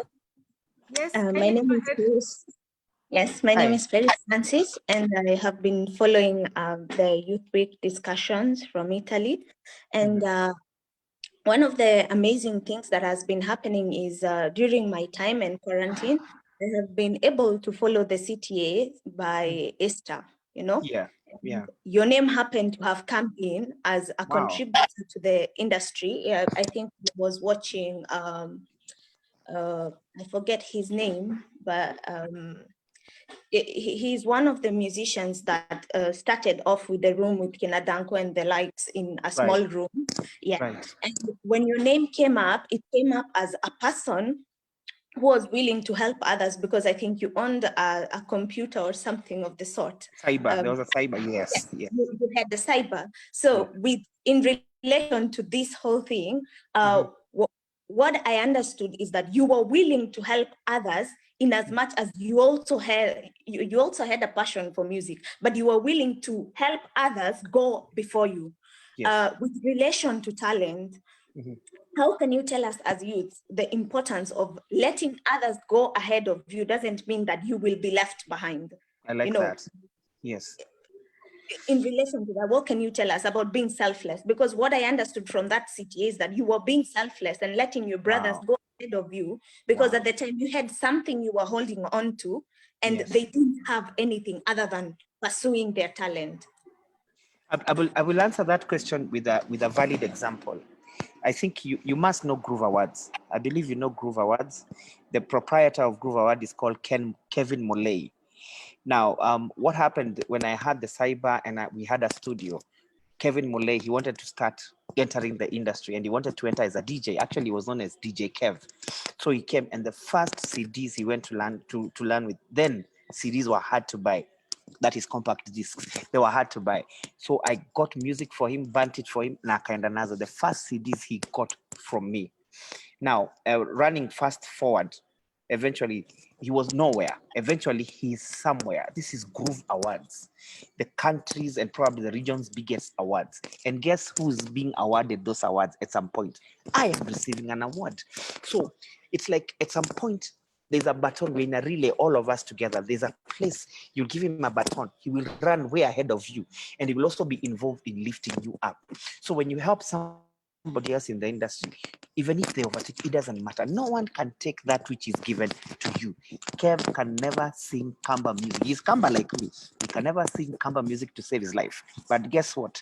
He can highlight, bring an award system, which was his gift, give me that award, and the whole country gets to know me. And guess what? That fans my flame, fans his flame. So when you're helping somebody, you're eventually depositing something that will come to either help you or to help generations after. Number two, there's a time I met some kids who were singing and they were in school. I think they were in primary school. And I thought they had a gift, and I gave them one of my CDs. Then doing a CD was expensive. Giving a whole CD, which was 1,000 shillings, was crazy. I gave and I forgot. I couldn't remember. The only way I remembered is because I met one of those guys last year somewhere on Biasha, and a young, tall, lanky, smart-looking gentleman came and approached me and told me, "Hey, Mbuvi, you inspired us. You gave my elder brother a CD when we were kids, and you've blessed us. We are all in music. Some are in red fourth chorus." All of us, I don't know that you know some of his presenters. One of the brothers is called Brian Aseli. He's a big-time radio presenter in a new station called Pal Radio, and he's also on KTN. So guess what? I am called for a show, for an interview. And guess who I meet? This guy. I'm wondering now, hapa nitaanza wapi? Because now this is a whole new generation of presenters. The guy says I impacted his life. I'm like, whoa. So at the end of the day, whatever you deposit, you're depositing it to God, and God will surely use it eventually to also propel you somewhere else. If I wanted my music played in Pal Radio, hiyo hata hakuna story. They'll straight away play it. So at the end of the day, when you give, because at times God always makes sure he gives us a little, even if it's not a lot. If it's a lot, good, well and good, or a little more than you have, or more than you can use. So that little you can give somebody else, and eventually it builds a whole industry. It doesn't have to come directly from you. I am sure when we get to heaven, I will realize somebody helped me, not knowing me, because they were helped get to a place, and I came to that link and I got help. So it's a chain reaction. We are here to serve, to get God. The cross, I don't know how many are believers, but let me just use this. It's symbolic and it makes sense. The cross is this way. So this way, God provides to all of us, and we all provide to the guys next to us. That is, if I was asked, the symbol of love is not necessarily, this is nice, it's fine, it's love, but I'd use the cross because it's powerful. Direct from God, direct to everyone else, and we all help each other that way. So it's a deposit to you, and it doesn't hurt. Referring somebody somewhere, what does it cost you? Taking someone somewhere, what does it cost you? Nothing. But the fruit for their life is crazy. They may never remember you, But guess what? They may succeed, have a family, raise a prosperous family, which is generation to generation to generation. You've changed a whole entire nation. I take it. So I it hope was it makes SKB sense. that mentioned you. Oh, Yes, wow. Yeah. So you know how much I respect that young man. That's a serious guy. Yeah. Thank you. Okay. Auntie. Thank you, Mbuvi, for the feedback. Thank you, Paris, for the question. Finally, I can see you. Yeah, sorry, I'm just in the house. Now, It's there's all right. one more question before we Right. go for breakouts. Mhm. Someone was asking, how is the music industry? And are there any challenges based on the religious and secular songs? I think that is according to your experience. Right. Music industry is tough, like any other industry. In fact, I think music is the hardest career ever. It looks easy. When you're singing, you're there for 5 minutes and somebody's probably going to pay you 100,000, 200,000. It looks easy, but it's challenging. Before you can get that one song, before you can record it, because you can get the right words, before you can record it and you can release it, before people can accept it as a great song and call you for an event, it's crazy. And then tomorrow you want to release the same song, a song with a similar aptitude so that it can hit. And you find all of a sudden people's tastes and preferences have changed. They are big artists. Let me give you an example of how complex it is, and I won't name names. There's a big artist, one of the top 3 artists in this country. There's a point he had a song, and it was so awesome. Awesome. He was going to release, and he knew it was going to be big. Actually, let me name 2 artists. I won't name the names. I'll just give you an example. One of the top 5 in the country. Research to find out. He had a beautiful song he was about to release. The other one, who's big time, all his hits, he releases, they go like fire. For the first time, he decided, I'm going to do a super video from South Africa. He invested and did a video in South Africa. When they came back and they were releasing, it is the same week that King Kaka decided to release Wajinga Nyinyi. Now, just when you think your song is going to be all the rave in the whole country is about King Kaka. So whatever you have released is put in the background. One of them had to remove their song from YouTube because it was no longer going to have the impact they expected. So in an industry, things change in a jiffy. You're relying on people's taste. There's an element of psychology because you're thinking people are here, so I should release a song with a theme of this sort. So people always assume an artist has an easy job because once you know this is the overriding theme, nikitoa it a hit. But just before you tour, an hour before your premiere, an hour before somebody else has released probably the same thing and people have run with it, now you can't release your own song. So it can be challenging, it can be crazy. You really have to have a passion and a love and a desire for it so that you can continue keeping on doing it. In as far as doing religious music, it doesn't matter what type you're doing, as long as quality is good. You're giving quality and you're giving good stuff and it's excellent. As long as you have a spirit of excellence, you're fine. There's a show I went to Mombasa some time back at Cultural Festival and I was going to sing. It's automatic. Everyone knows I sing. Most people know it's Kamba and it's gospel. But the most pictures I took and the most people who were excited about me were in Buibuis. I was like, oh my God. So once you do your art and it's excellent, it doesn't matter. It doesn't even matter the language you sing in because it's excellent, it's art and people love. Music itself is a language and it will inspire, it will encourage, it will motivate, it has all those elements. So it wouldn't matter. You're not lesser if you do religious, you're not lesser if you do secular. Keep quality, keep standards, but do music that will last a lifetime. I just met one of my producers who produced me in 2008. And I was telling him a song he did for me in 2008. I released it this year, 2020. And it was actually a big hit Africa-wide. He couldn't believe it. But it's because he's always doing good quality. We're always doing good content. I didn't need to change anything in that song aside from just remastering it, just so that it can be loud enough. But it was perfect. So do your best, give your best. Any gift you're doing, just do it as unto the Lord, as if you're doing it to God, or a perfect God, so that it can supersede even you. It can supersede time. It can go before you and it can leave. Kwatakawaya, I'm known with Kwatakawaya. It's a song for 2011. Still doing very well today. Okiliamoko, a song for 2000. Doing very well today. Nisamehe, doing very well today. Why? Not because I'm a genius, but because I make sure whatever I do is of quality and can play in any platform, wherever. I hope I've answered that. I see another question here by Okay, thank you, Mbuvi. should I answer this one by Jemima Apisi? What do you recommend? Yes, go I'll ahead. give you 3 minutes to address the quick 2 questions. Okay. Sorry, I took too long with that one. I'm sorry. That is okay. I Okay. was just requesting we go for breakout sessions. Mhm. Maybe some of the questions will be discussed in the groups. If that is okay. That's fine. If they won't be, if they won't have been addressed, there'll be a question and answer session. So maybe we can raise it up. Okay. But at this time, I request we go for breakout sessions. Mhm. There are actually 5 groups, 5 breakout sessions. All right. You find yourself in breakout session 1. Mhm. You find yourself in breakout session 1. Yes. Kindly tackle question 1, which I'll post in the chat box. If you'll be in 2, address question 2. If you'll be in 3, so they're up to that until they get to 5. Then after the breakout sessions, we'll present whatever we've discussed from our various groups. How long are they? The sessions, the breakout The sessions. other thing I was saying about time, we have 10 minutes for the breakout sessions. Okay. So kindly let's discuss and give our inputs.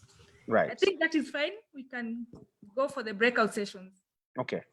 Will be directed by our media guys, so kindly accept whatever group will be posted to. All right. Join breakout room 3. Okay.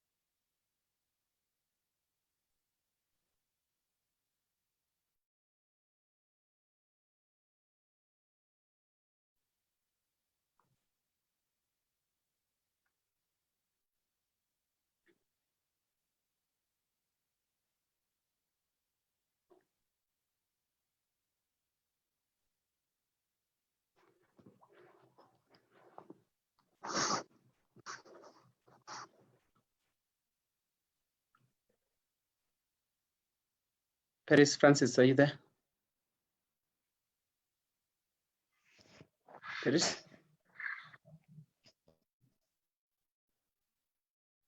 Is Paris around?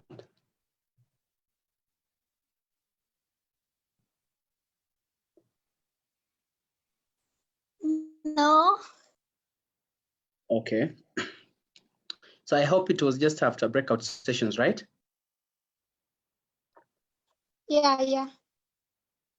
So it's now the time to give speakers to speak, right? Or for people to present their views. Katile?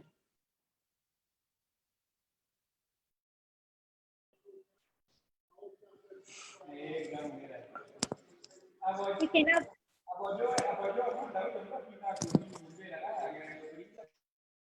We can have what, Katile? we Okay, sorry. have presentation. We have presentation from Okay. Thank you so much.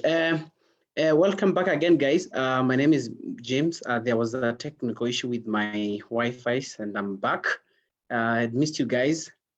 So let's and it happens. Hizi vitu zimetengenezwa na raia. Ambuvi can tell you yenyewe zinatanga shida akiwa na IO.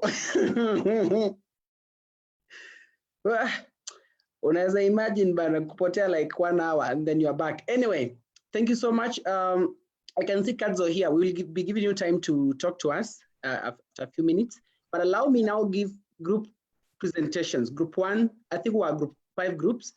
So we start with group 1. So it's every group has 2 minutes to present. And then after that, we shall give the speakers.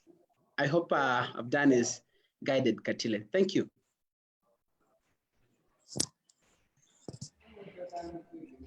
Yeah, James. Yes. Group 1, they really didn't discuss. So I moved the people from group 1 to the other groups. So there will be no group 1. So it's from group 2 all the way to group 5. Thank you. To group 4, to group 5. Thank you. Yeah, so that's So group groups, 2. yeah. Group 2. Thank you, Andati. Group 2, please. Hello. And please, kindly, if you're not talking, just mute yourself to allow disruption. Yes. Selena. Yes. Hello, everyone. I'm presenting from group 2. And our question was, is culture pushing back the youth from pursuing their talents? And we got, and our answer was yes and no. So for yes, we had that if you're looking at culture in the perspective of traditional culture, we have that culture in the sense of your language and where you're from can actually kind of intimidate you from pursuing your talent. Let's say, for example, in the side of politics, if you're not affiliated with a certain group of people, you cannot lead them and they cannot choose you. And also even in film, if you are not let's say eloquent and you are not kind of informed, you are kind of put down. So another one is but also in the side of culture, if you look at the example of Mbuvi here, he found a way to incorporate his culture into his talent. So it is a yes. It is a yes and no situation. And another point was when you look at culture in the sense of societal culture, there are certain kind of standards or that the society has put, that if you are this age you cannot get into this position. If you are let's say like you are just a graduate, you cannot get into into a certain position. And also if you look at the society in the side of hierarchy and class, if you come from this group of people, there's kind of a narrative that you cannot break out of this group of people and move on. Another one was also if looking at culture in the side of and the perspective of a way of life, as someone shared that in the music industry, that if you kind of look at how the Western culture music is, kind of you get intimidated from diving into the music industry. And to add on to that, another point was like, because of that intimidation, you find yourself just, instead of pursuing your talents because of you loving doing something, you get to have a money mindset.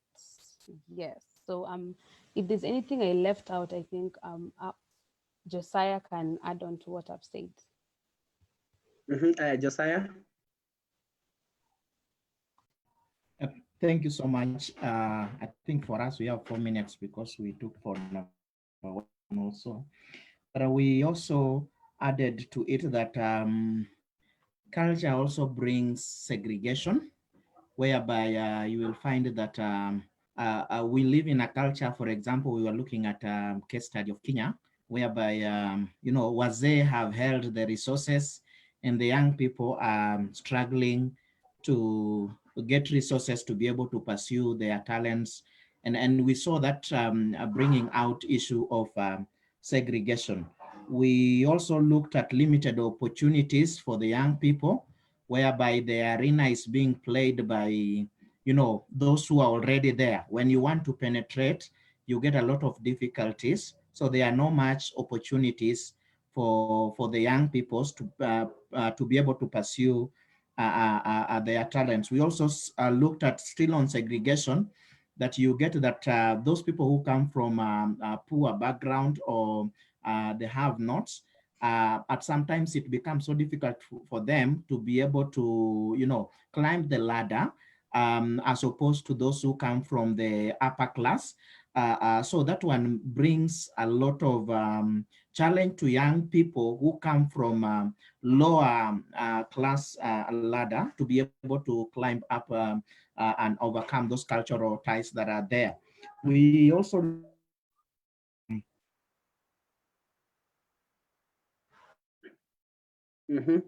ties based on traditions, and we say that there are certain traditions that pull us back.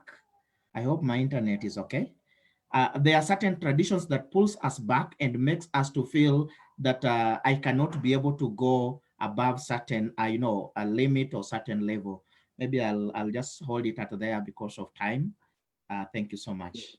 Thank you so much. Thank you so much. I'm very sure Mbuvi wants to say something, but Mbuvi and Ayo and Kadzo, you will speak after these guys. So let's go to group 3.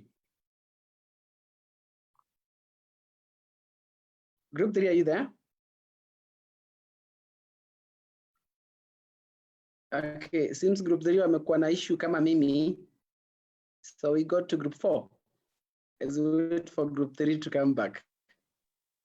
Hi, my name is Veronica. Hi. And I'm presenting on behalf of group 4. Our question was, how can youth learn the art of patience in developing their talents?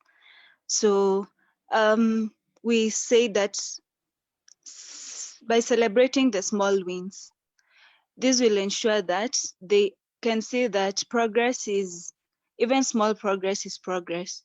This will give them the urge to even to want to do more and appreciate the journey.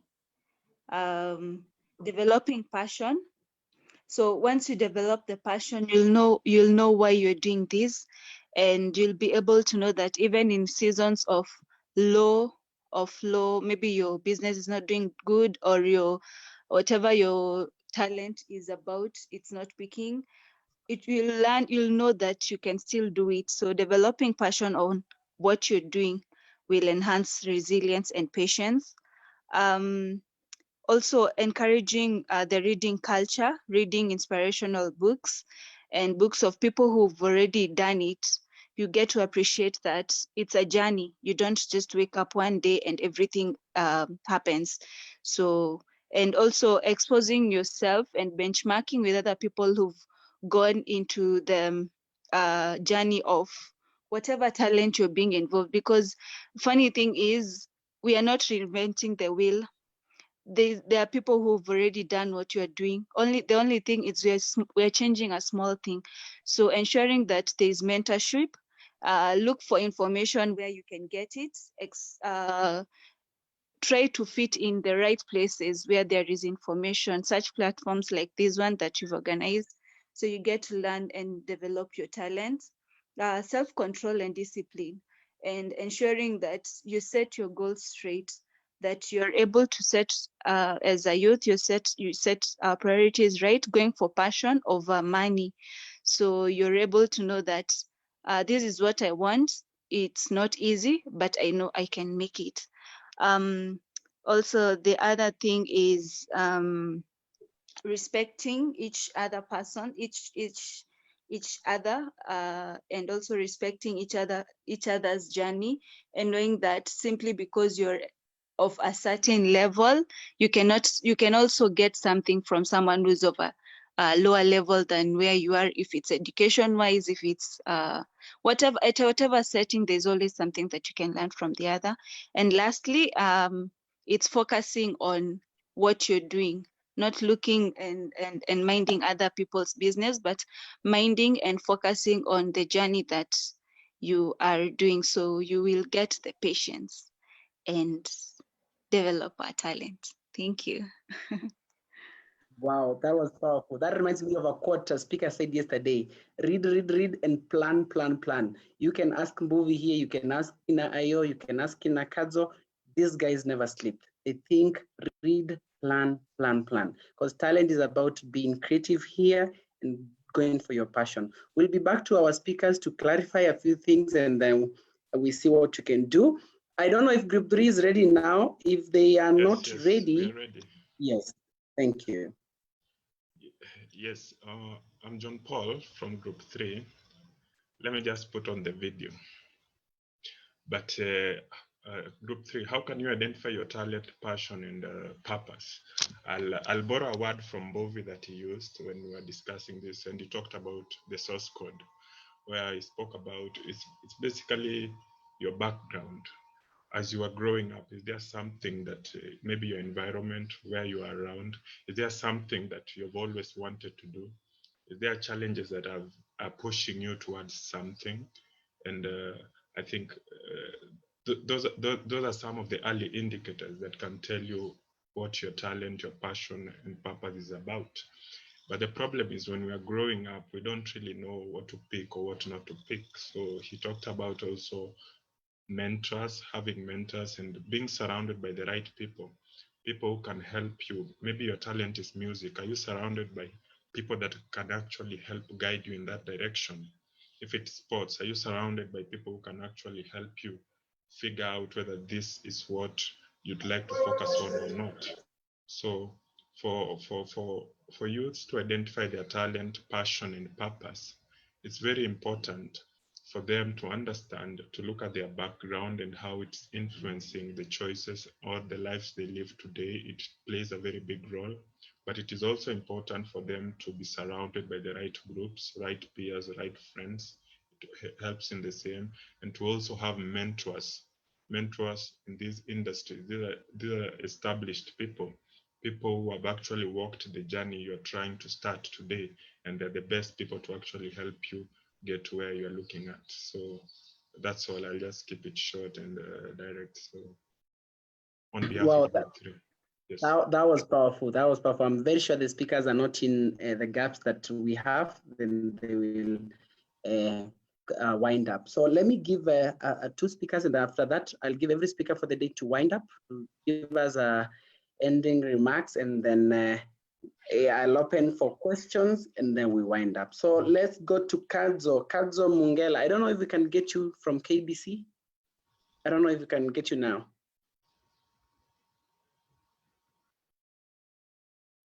Kadzo Mungela. Yes. Yes. My voice now. Muted on my audio. My video. Sorry, Kadzo. Still, we have a challenge hearing you. We're so sorry about that. please just tell us your presentation. Just type it in the chat section. We'll be able to have your ideas. Allow me give Fauza Belts from Fauza Foundation to give us a few points. Fauza, are you there? Fauza? She isn't there. All right, so then I will open the floor for any questions then, so that we can now ask the key speakers that we have on board. We have— Hello, excuse me, James. Yes, please, if you want to ask any question, just go to participant section, raise your hand. Don't just talk, because it will create noise. Just go to participants and click raise a hand. Then I'll be able to give you a chance. So I'm saying, I'm sorry for that if I appear to be rude. I'm not rude. So please, we have Ayo here. You can ask any question to Ayo. So yes, Selena, I've seen you've raised hand. I'll give you a chance. You can ask a movie or Kwata Kawaya. We know we love his music. We have, who else? I've forgotten. I don't know if Ida is around, but we have all these speakers on board. So ask any question. And then before that, then let me give this guy's question. We have Salim Combo, and after Salim, we give, I can't see any other hands. Yes, Salim and Selena. Thank you, James. I was saying members of Group 5 have not been given the chance to present. Which group is that? 5. Group 5. Oh, sorry. Yes, yes, proceed. Yes. Okay, let me go on then. So my name is Salim Kombo, and representing Group 5. So our question was, is Africa ready for its own talents, or— allow just me interrupt a little bit. Your voice as kind of, it's not very clear. Can you just be close to your phone or laptop and then try again? Try now.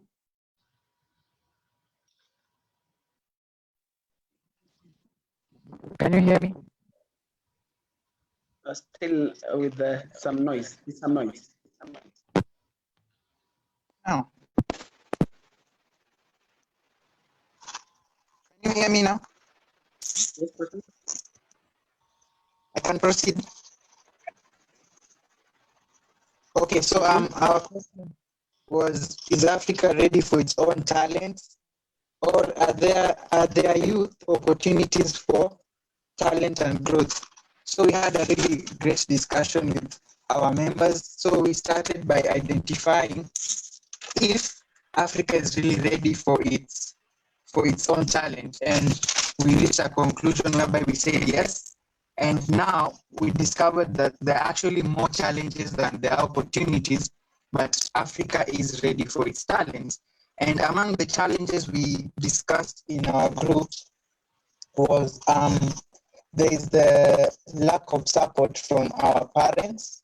Parents tend not to believe in us because they're coming from the place where they want to protect our future, and they see as talent maybe not something serious or something that would not come with an efficient income, and it would bring about financial insecurities.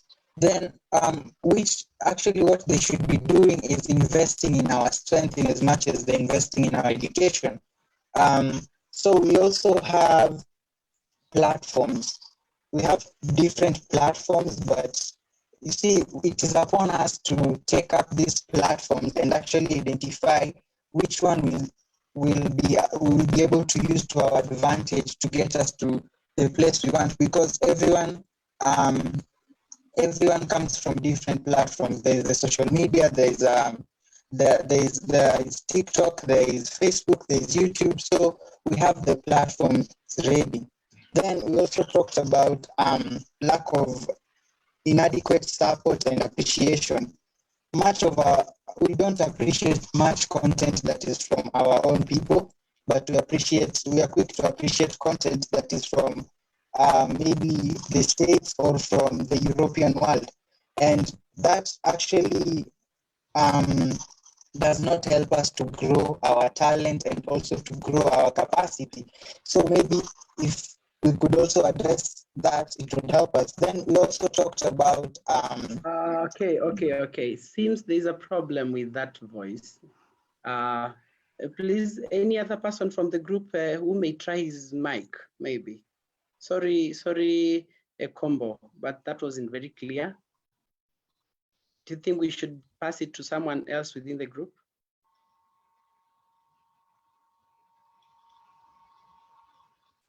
Please, because of time, we need to know.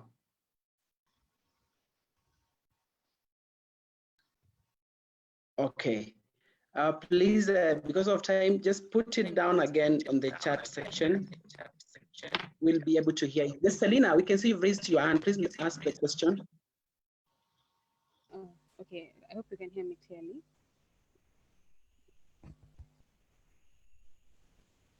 Okay, my question is for Mbuvi. I had put it in the chat earlier on, but you had mentioned that you before you got into full time into your music, that you had done IT, you had gone into banking. Yeah. So yeah, so my question is kind of, do you regret the time that you did there, or how did you integrate that previous experience into what you're doing right now? That's a very good question.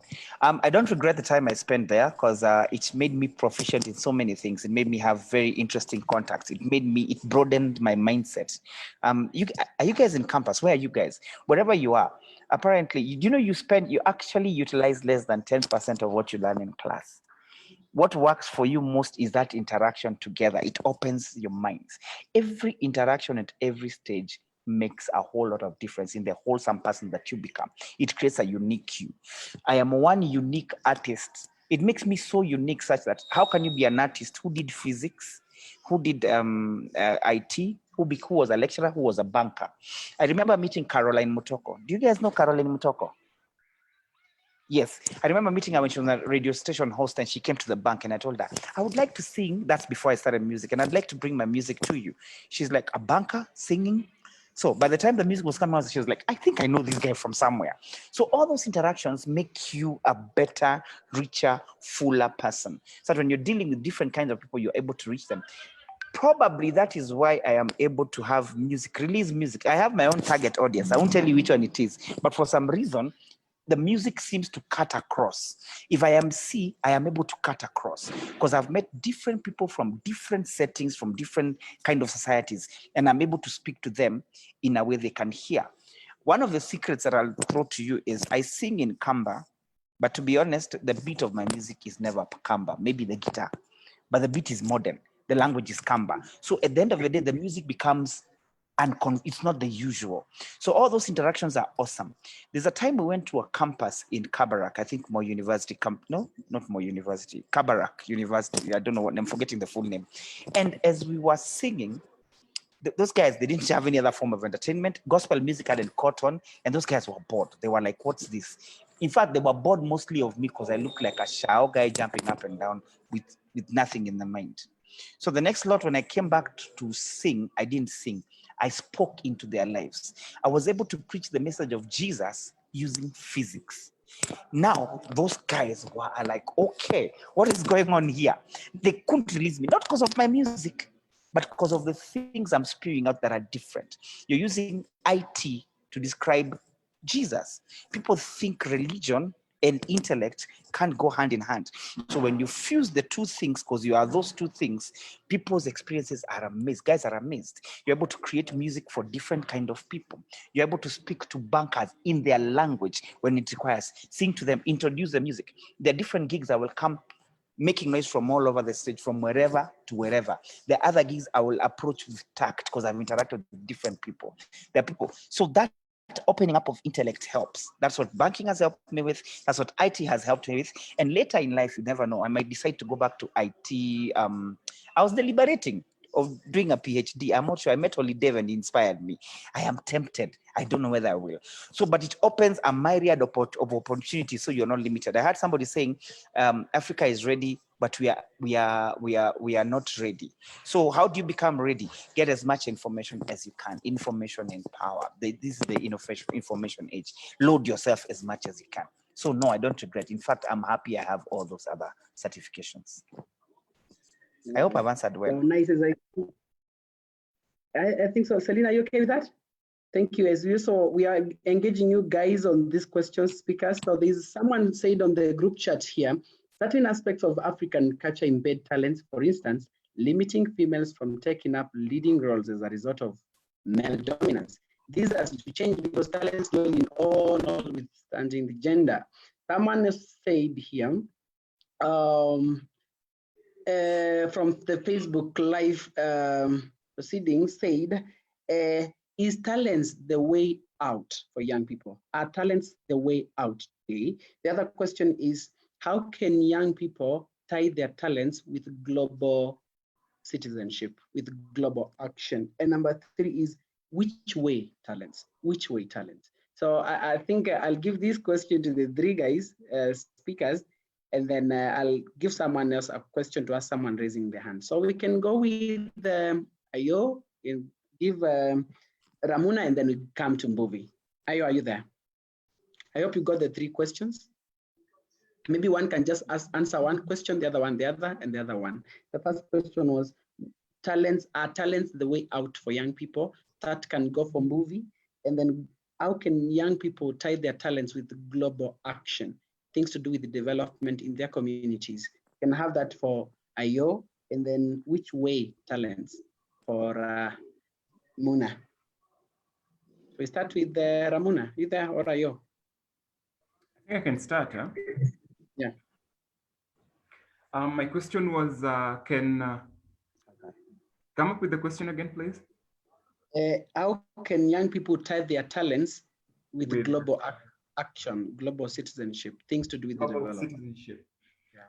I think it's not even, I think, I feel and I know that the world right now, it's a global village. There are so many platforms to express ourselves and express our talents in or on. And this can be Instagram, this can be Facebook, this can be LinkedIn, this can be Pinterest, this can be Twitter, this can be anything out there. And yes, it's very easy for us right now. It can be YouTube. YouTube has blown the world. I mean, I think Mbuvi is an artist, he can testify. YouTube has really blown the world. And Yeah, YouTube is a global village. I mean, you'll do or go live on YouTube and like you have like 1 million subscribers and the whole world is watching. So it's very easy. It's very easy to take advantage of this internet world to express our talents, to express ourselves out there to different audiences. Having in mind that different audiences coming from different directions and different walks of life, we can teach them how to consume what we think they need to know. We can tell them, like, this is my talent. Are you able to support my talent from this direction?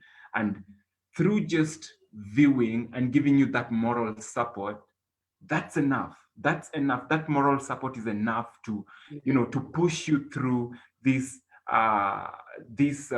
busy world. And like I was saying, COVID happened. COVID happened to the advantage of some people, to businesses. COVID affected families because, some people lost their loved ones and others lost employment and others lost touch of, their families and friends. But again, COVID brought to us that element that, I can also do this and express it to the world. This is my talent. It gave us that quiet time to connect with God, to connect with our talents, to connect with people virtually and express our talents. So yes, the world is now a global village, and we need to take every advantage that comes our way to express our talents and our thoughts to the world. Yeah. I like Thank that. you so much. Mbuvi, yes to you. And as you do that, please say your question with this question. Mbuvi, how did you convince your different employers? I have just seen that, yes. Now, I like stories, so listen to this story. I happened to actually initially when I was in campus, my mom used to work in a bank, post bank. So every holiday she would get me a casual job. Every holiday. So when we went back to school before we finished, everyone knew the first person to get a job is gonna be Mbuvi. Madhake siyako connected. The amazing thing, when I finished, she tried and she tried. No, later on is when I realized she couldn't do everything kabisa, because at that time she had cancer. I didn't know that, and she passed on because of cancer. Anyway, that's not the moral of the story. The moral of the story is this. So when I was looking for a job, I woke up one day and I was dropping CVs everywhere. I was just looking haggard. You know the way jacket. So I just happened to be walking, and I passed by Commercial Bank of Africa. When I passed by Commercial Bank of Africa, Wabera Street, it was looking awesome. I'm like, God, why do some people get jobs here? How come I can't get? That time the bank is looking prestigious and I'm feeling guilty. I'm thinking, stupid me. What was I doing in campus doing physics? Physics, what does physics have to do with banking? But anyway, I said, let me say hi to a friend of mine called Paul Kihu, who works here. Nijue, alipata hii connection naje. Naje alimconnect, nimsalimie na nimuulize. When I went there, and I met Paul. He was at the teller line, looking all fresh, hot. And his CBA used to pick the creme de la creme. And I asked him, hey, how did you get the job here, man? I said, who are you connected to? I was still born again. So he embarrassed me by the answer he gave me. And he told me, I have no connection. God. I was like, huh? God. I was like, silly me. I thought I had faith. So I told him, okay, fine. So can I write my letter and give it to you, Unipeleke? He said, cool. So I went to the backing hall, looking all nice, and I felt like I could be chased away from there. I wrote my letter right there and then. When I wrote, I went, Kidogo, came back in the afternoon so that I can give my friend so that he can take it to me. He wasn't there. So I was told HR is somewhere up there. My friends, I'm talking about confidence and belief in yourself. You're created for this time. The universe is ready for you. The challenges you have are just to strengthen you, not to weaken your resolve. I go upstairs to HR. I see a friendly looking face and I say, let me talk to that guy. I said to him, hi, how are you, sir? Fine, thank you. Wait, where's HR? He tells point behind. So I go, I drop my letter there. But then I'm feeling weird because all these guys look hot. This place looks like money. I look like a word I wouldn't say because I'm born again. So I drop the letter there and everything. Nikiteremka hivi kufika ground floor. I meet the watchy holding the phone and saying, are you Victor? My other names are Victor Mutune. Are you Victor Mutune? Yes. You're being called back up. Long story short, the following day, I was in a suit and working there. You get? So these things happen. They just didn't happen in the scriptures or for somebody else. They can happen for you. You keep trying. At times it doesn't work. At times it works. Keep trying. Have faith. Have belief. And God opens those doors. I don't know if I've answered that question. So that's what that opened for me. That door opened for me. Lecturing, I just happened to finish my master's in IT. And they told me, do you want to teach? And I said, what am I going to teach?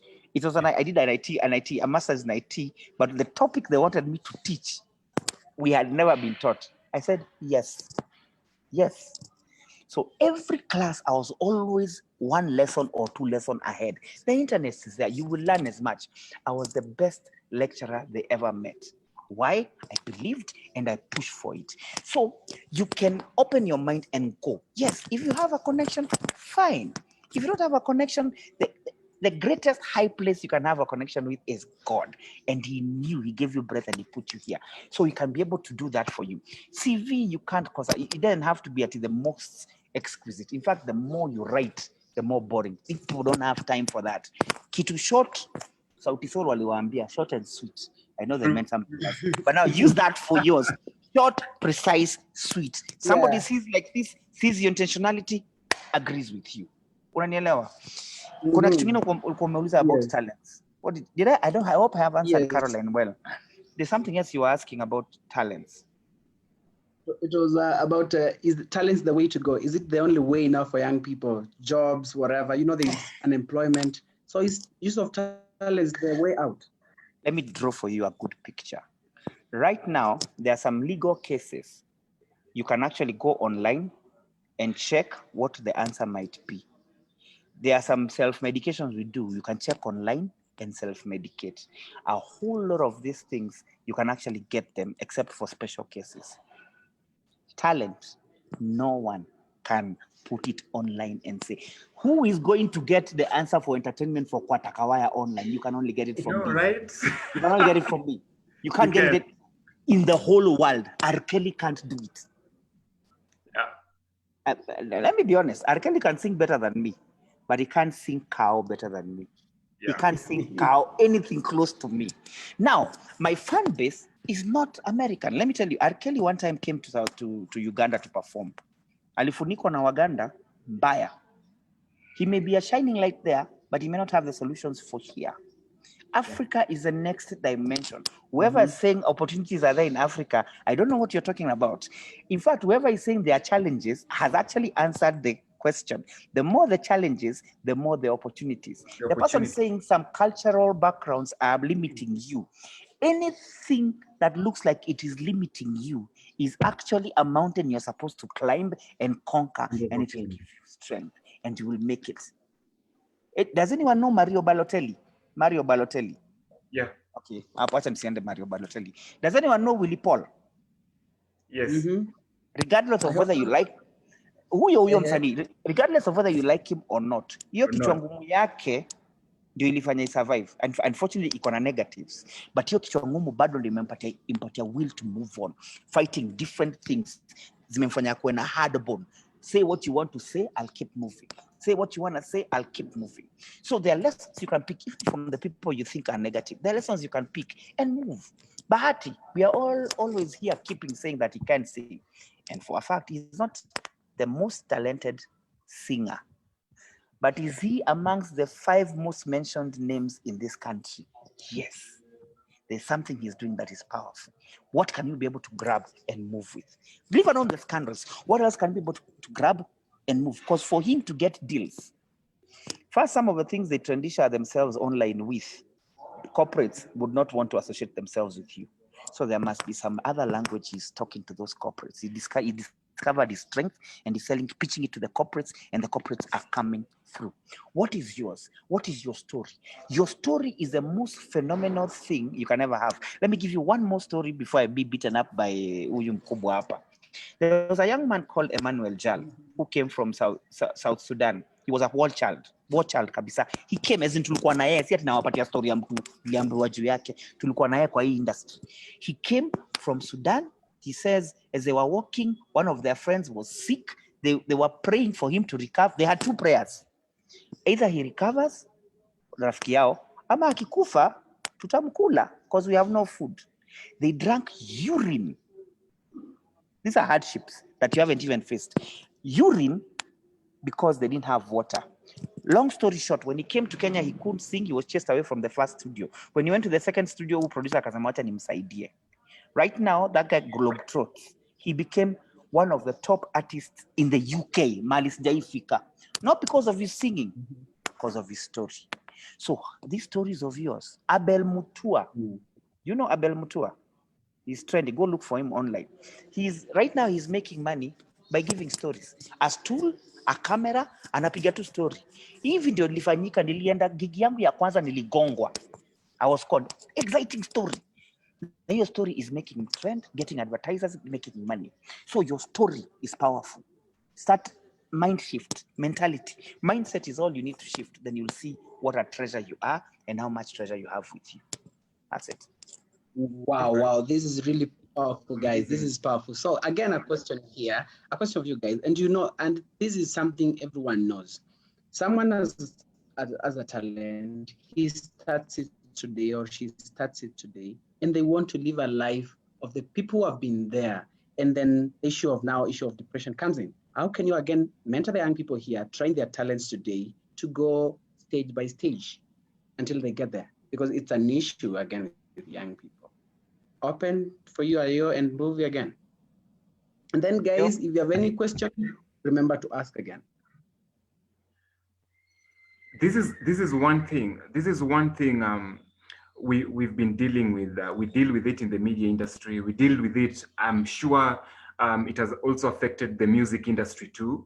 It has affected the performance arts industry, and this is what I always tell people: you didn't just wake up one day and grew 30 years old or 20 years old.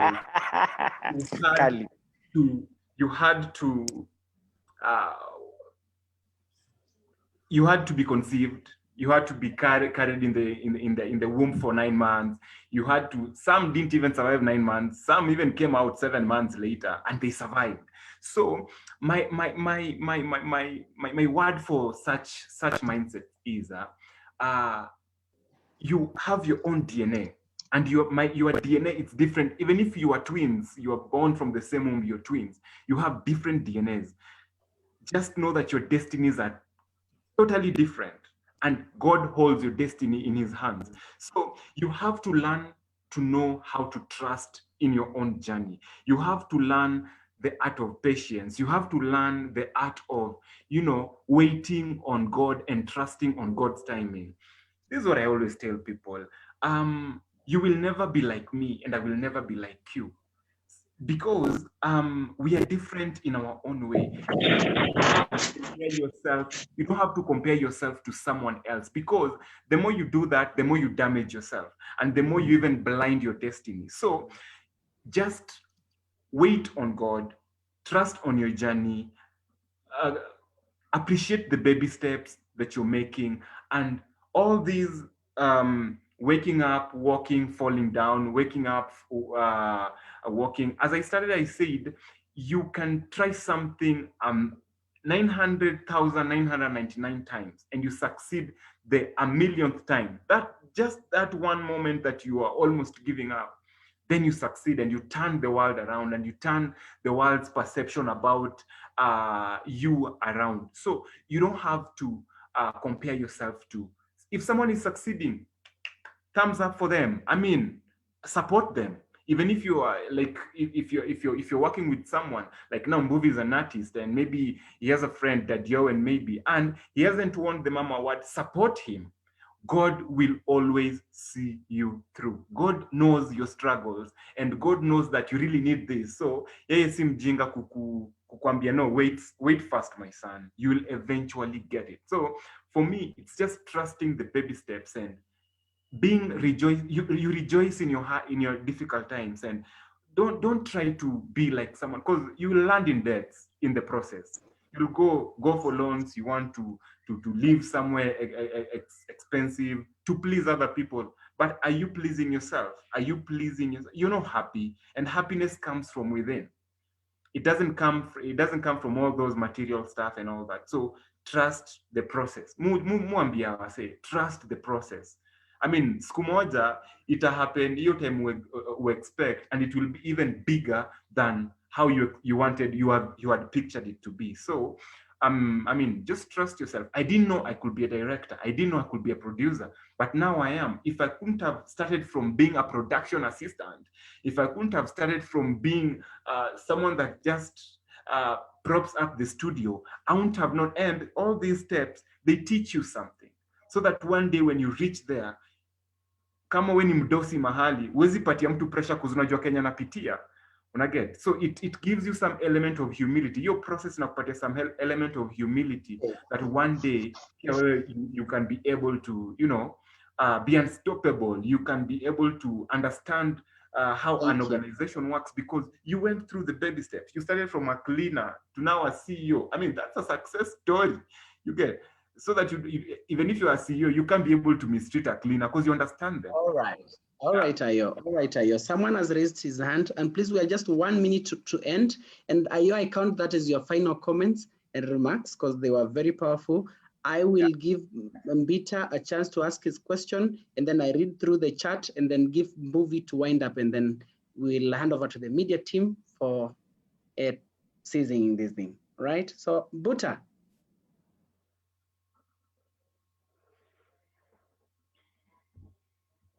Buta, umeinua mkono, ongea. Aya. Sasa unaona vile mtu anapitwa na chakula sasa. Blessing imeenda hivyo. Hey, imeenda hivyo. Anyway, so some comments, great comments in the chat section. Paps Wanyungi says, glad to be here. You are relentless and unstoppable. Coach Paps. And then Felix Mwendo says, and you have faith in yourself, one step at a time. We have Katile says, that is awesome. And then we have Dennis Kimani, God first is everything and as all you need. And then someone else says, let me just go through this section. Yes, the more the challenges, the more the opportunities. Change of mindset. That is from Veronica Kalondu. And finally, from Ava Josiah, he says, Amen. And then Pedro says, Mungu tu.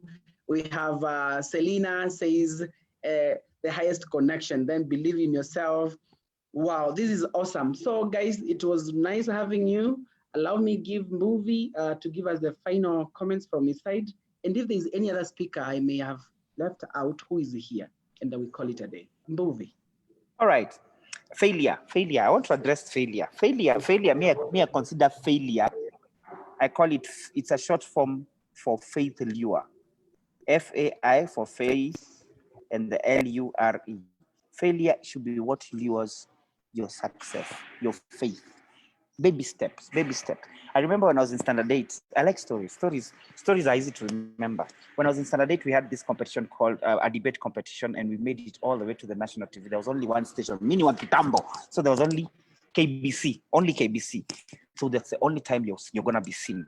And guess what? My voice decides to break when we're in that station. So when you're in that stage of TV. So here I am using a voice I am not used to. So guess what? Do you know I scored the least marks ever in that debate and made our school be the last in that event? Guess what? Now I use my voice and Ukambani, Kenya yote inanijua. East Africa, my friends. I was even in the States for a tour. The same thing I failed in. Tomorrow I woke up and it is a gift for me. Every time you fall, dust off. There's somebody who sang a song called We Fall Down and We Get Up, and the saint is just the saint. In fact, somebody else said, the difference between a person who succeeds and the person who fails is the guy who succeeds allowed himself to rise up one more time and made it.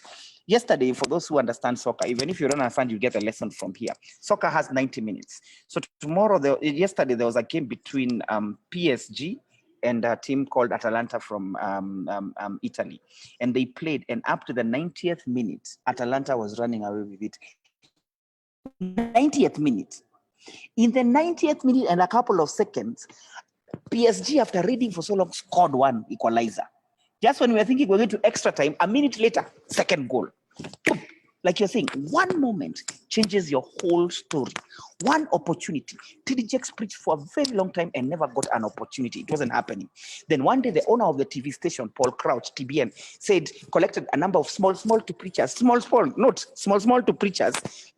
just happen to round up 5 minutes. In that roundup, TD Jakes was there. He said something that touched that guy. He was given 30 minutes the next time to come and preach in that station. And after that, he became who he is. Constantly working on it. Enjoy the process. Yes, I am not where I wanted to be, but have I improved by 2 degrees? Yes, that is progress. Tomorrow you rise up again. Life is daily.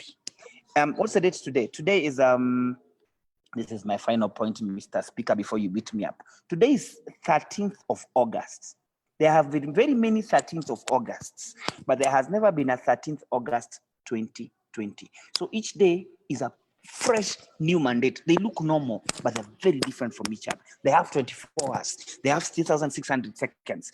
All of them, but they're different from each other. So each day, grab something. Each day, learn something. Each day, add something on yourself. You'll be surprised. When it comes rewarding you, it's going to be big. Wow. Guys, it was really wonderful having you guys. You have had all those great comments, great speakers speaking to us. Wow. But allow me to just say this. Someone has said, keep on trying, invest in your talent, invest in your passion, go for it. I think movie story, Ayo's story, Ramuna's story, Ida's story, Adebola's story has a lot to tell you. So let's learn together. We have great leaders here from different countries. Thank you so much. Tomorrow we have this, I think the last one.